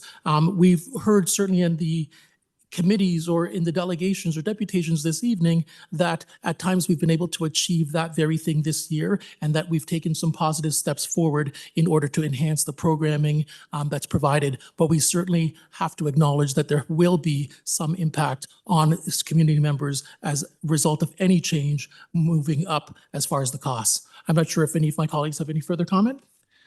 Thank you. And through the chair, in 2023, we did increase fees by 20%. And our analysis showed that we did lose full fee payers by 12% and senior payers by 6%. Overall, there was a 10% reduction. That has been incorporated into the $15 rate that's going to be applied. Okay. Thank you. That was my next question. Did we, can you explain a little bit the grassroots marketing efforts, just in terms of, did we return to that door-to-door brochure delivery? Through the chair, no, we did not return to the door-to-door delivery. And we discontinued the publication for winter of the Learn for Life magazine. We shifted to a postcard model. And we heard this evening from QP Unit B representation that they had printed additional postcards. These were shared not only in the immediate vicinity of the sites where programs are offered, but also at community centers, local public libraries, and on board sites. I have a copy I could pull up and show you. In terms of social media, we also engaged in a couple of new campaigns. One was a holiday gift certificate campaign that we launched, where families or people could buy a gift card to cover the cost of someone's Learn for Life registration. And we also focused on various social media platforms, including LinkedIn and Instagram. Amazing. I love that gift card idea. Very creative. I will credit, sorry, through the chair, I will credit the Friends of Learn for Life for the idea that we were happy to put into place. Oh, I'm so glad to hear about that collaboration. I don't know if you can answer this question, but in the report, it speaks to union contract constraints. And I wonder if you could give us just a general sense of what the value of the severance payouts were due to unfilled classes last year. Through the chair, that's information that we'll have to provide to you through Trustees Weekly. If we cancel a course, we don't pay the instructor. So I just wanted to make sure that was clear. Instructors, though, do have the right to continue teaching the same course offered session to session. And we'll provide more detail in terms of those constraints to you and the payouts as necessary in Trustees Weekly. Okay, thank you. That'd be helpful. Okay, so just to quote the report, so recent fee increases and requests for additional funding. So is it correct to say that essentially this move is being supported by the Ministry of Education?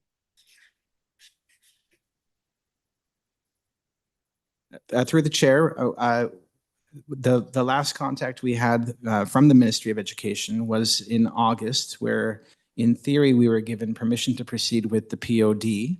And as I mentioned, we have not had full approval of the deficit recovery plan. But the ministry's directive is that we achieve cost neutrality.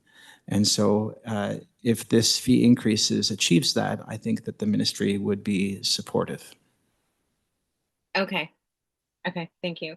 And then my last question is, there were some comments about the caretakers being there already and that there wouldn't necessarily be increased caretaking costs for running these programs. I was wondering if you could explain that in a little more detail in terms of increased caretaking costs. Thank you for the question. I'd like to go to Executive Officer Maya Pachetti, who I believe is online. Thank you. And through the chair, while in some of the buildings, we do have caretakers in the building, all of these rooms would need to be cleaned and returned back to a state where first thing in the morning they could be used again by the school students.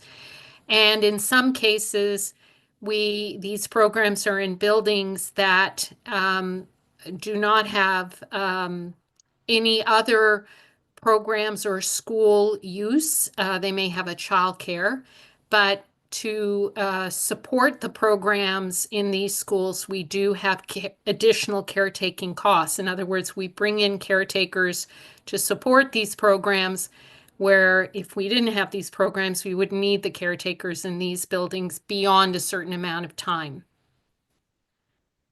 Okay, thank you.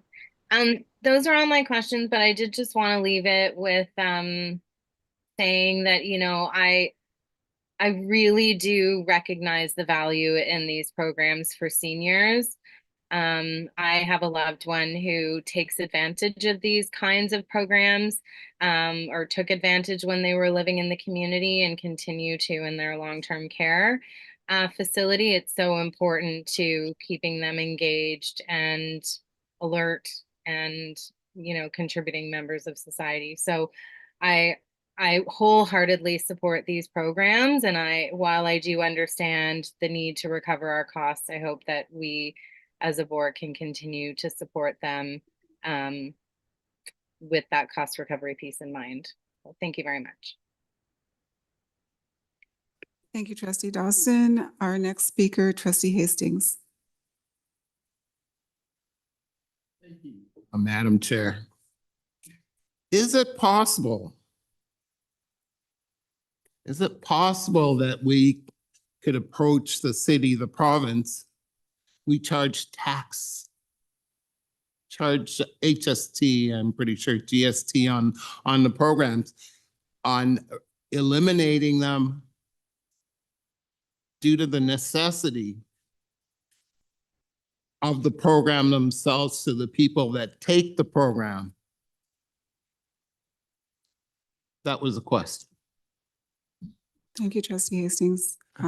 Through the chair, thank you, Trustee Hastings. I did have a meeting with the City of Toronto in an effort to explore opportunities for collaboration with the city to see if there was interest in some sort of agreement to offer these programs.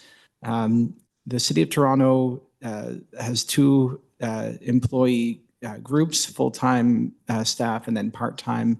And the structure of Learn for Life, the way it is now, is not something the city could enter into because of its current structure. And it would be too prohibitive for them to take over the programs or to engage with us in the programs. To you, Madam Chair, it wasn't quite the question. I wanted to remove the tax from the program. Thank you for the question. We have not made that particular request to the city or the province with respect to that. That has not been a part of conversation that our conversations have been predominantly around programming and how they might support some of the programming that may be going that direction or expanding their programming or sharing different aspects of programming. But we have not asked that question. Thank you. Through you, Madam Chair. That would be an interesting question to be having, a nice conversation to be having. It would reduce by the amount of the tax, the cost of the program. So through the chair, I had an opportunity this week to engage in a conversation with the city manager and certainly based on the conversations that I was having in the budget situation that they currently are in, I suspect that they wouldn't be interested in supporting at this point in time based on their own budget concerns. When we look at the provincial level of government, I suspect the fear around tariffs right now is also a situation that that the provincial government is dealing with. So it's certainly one of the things that if trustees will want to provide direction to staff to engage in that particular conversation, staff will certainly follow that particular direction. But I just know budgets are really challenging in federal, provincial, or municipal. Certainly with my conversation with the city manager this week, that's what I got. Thank you. Thank you. All right, those are your questions, Trustee Hastings? Yes, for now. Thank you very much. Thank you, Trustee Hastings. I'll pass the chair for a moment. Go ahead, Trustee Williams. So this question, I guess, speaks to the HST piece and a question about TDSB's ability to get a rebate. Maybe that's a question for our Executive Officer Snyder. Through you, Madam Chair, we do get a rebate on tax. We are required to charge the tax on services we provide. So we don't have an option to get out of the charging of the HST, which is federal and provincial tax. And we do get a tax credit that we charge it back to the expense. So if we bought a textbook for any course, whether it be adult or general interest, and it cost $10, it was $13 with the HST, we only charge the expense of the net of what our rebate is. So the expenses reported in the general interest program in seniors is net of our tax rebate.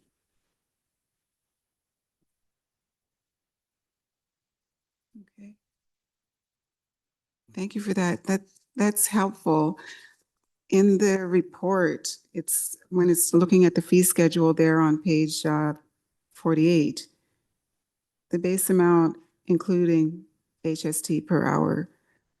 I just want a little bit of clarification. It's like nominal amounts, but folks are looking, the seniors who, and the folks who delegated earlier were very concerned about the potential of losing enrollment based on increase in fees. So looking at, it's like very nominal amounts, but could you speak to that inclusion of the HST?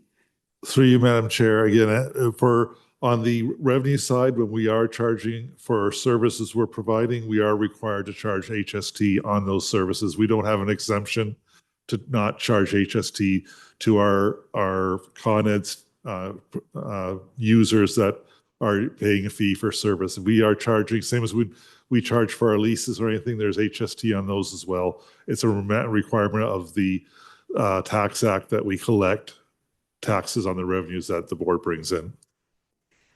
Thank you, Mr. Snyder. Are there, taking back the chair, are there any other questions from trustees? Trustee King? Thank you, through you, Chair. Just two quick questions to staff.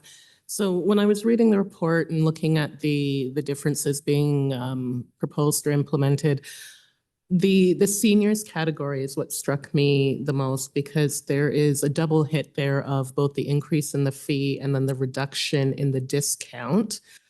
We heard from a number of seniors today. We heard from them in the spring. Many talk about, a fixed income. And I understand that within the subsidy group as well, the folks there are going to have financial considerations and challenges as well. I'm just looking to hear a little bit about how staff arrived at the place that it looks and feels like the seniors are taking more of the brunt. I'm just curious about some of the thinking that got you there. Thank you, and through the chair, our seniors are our heaviest users during the day. They're the users during the day, and the costs of seniors daytime programming instructor rates, for example, are much higher. They're about $8, $9 higher per hour than our general interest courses. We tried to maintain a discount that's in alignment with other seniors discount providers. The costs as well for our daytime programming at Mimico and Overland are, as was explained by Executive Officer Perchetti, are more significant. We have because they are non-operating school sites, the fees to run those non-operating sites are greater. And so essentially we do subsidize the daytime through our evening programming. I don't know if there's anything that anyone else would like to add, but I think that really does answer the question. Or Associate Director. Thank you, and thank you for welcoming back to the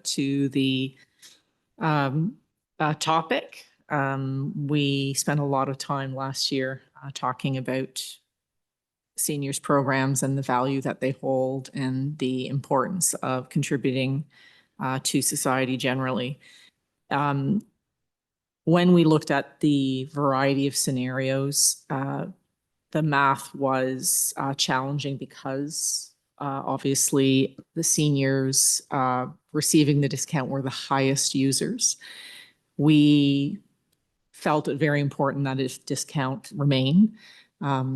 We reduced it slightly last year and looked to other jurisdictions to be in keeping. So it was a mathematical challenge, Trustee King, and the priority for us was to maintain a very high, what we feel is a very high discount for seniors. But again, the math of their being our highest users, and particularly the cost of daytime programming in the simulations, this is the number that we felt we needed to land at. Thank you. And I do appreciate it's a numbers game, and at some point there'll be a limitation there. I also really appreciated hearing from staff the legwork that you did in understanding the offerings from the city as a competitor. You shared with us the numbers of free centers and programs around the city. Some of what we heard as well from the seniors was, other than the cost, the accessibility was a big concern for them. So having programs that are close enough to home or close enough to be able to access. We heard about the daytime hours being important. And yes, that was it, the ease of travel with that. I'm just wondering how realistic or what opportunity that might there be to continue working with the city to the level that you're able to coordinate kind of offsetting or filling gaps where maybe if there's a region, area where something is competitively, there's not that offer. Is there an opportunity to coordinate with some foresight? And I get that that's not our main business, so not to a great extent, but just continuing some of this thinking.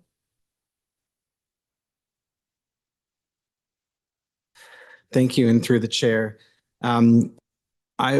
We had my predecessor, Superintendent Chang, had reached out to the city last spring, had an initial meeting. At that time, there was little interest. We attempted to rekindle that opportunity in the fall. I did have a meeting, and there was no interest in the city from the city to either take over or partner in the delivery of these programs.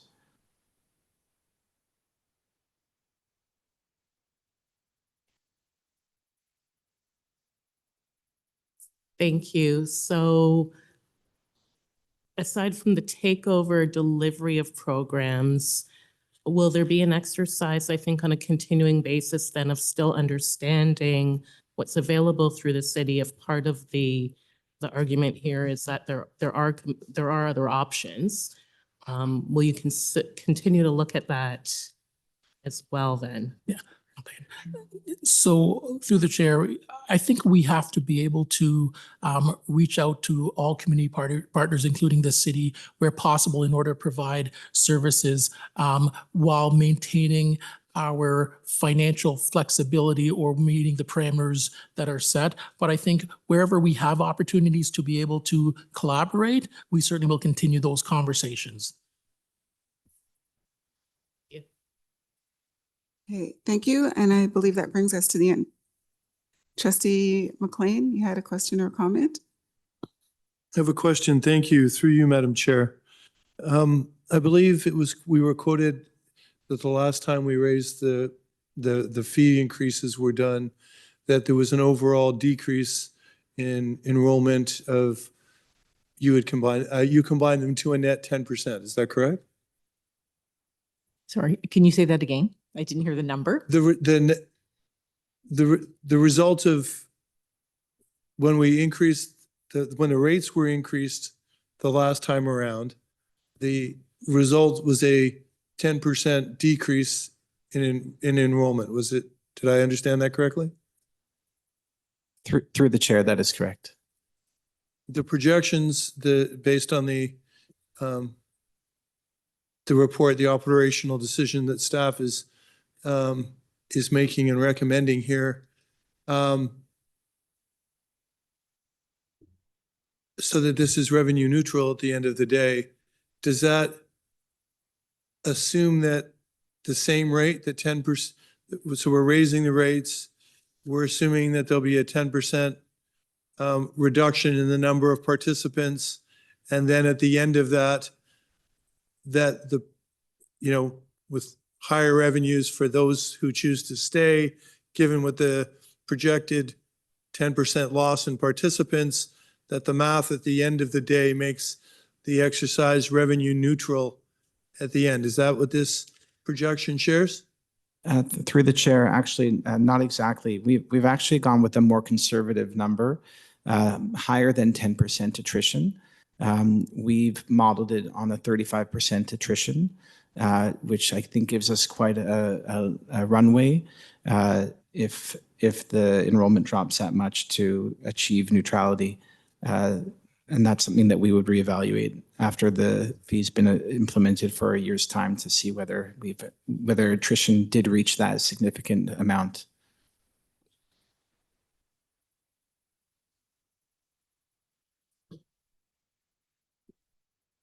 Okay, thank you. Thank you, Trustee McLean. So I believe we're at the end of the speakers list at this point. We need a mover and a seconder for receipt of the report. The recommendation that the report be received. Could I have a mover and a seconder? Someone online? I can do it. Moved by Trustee Patel, seconded by Trustee King. We can use eScribe. And it's open. I'm in favor. Trustee Patel. Thank you.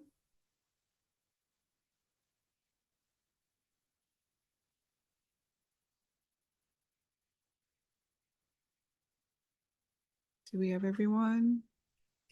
I'm in favor.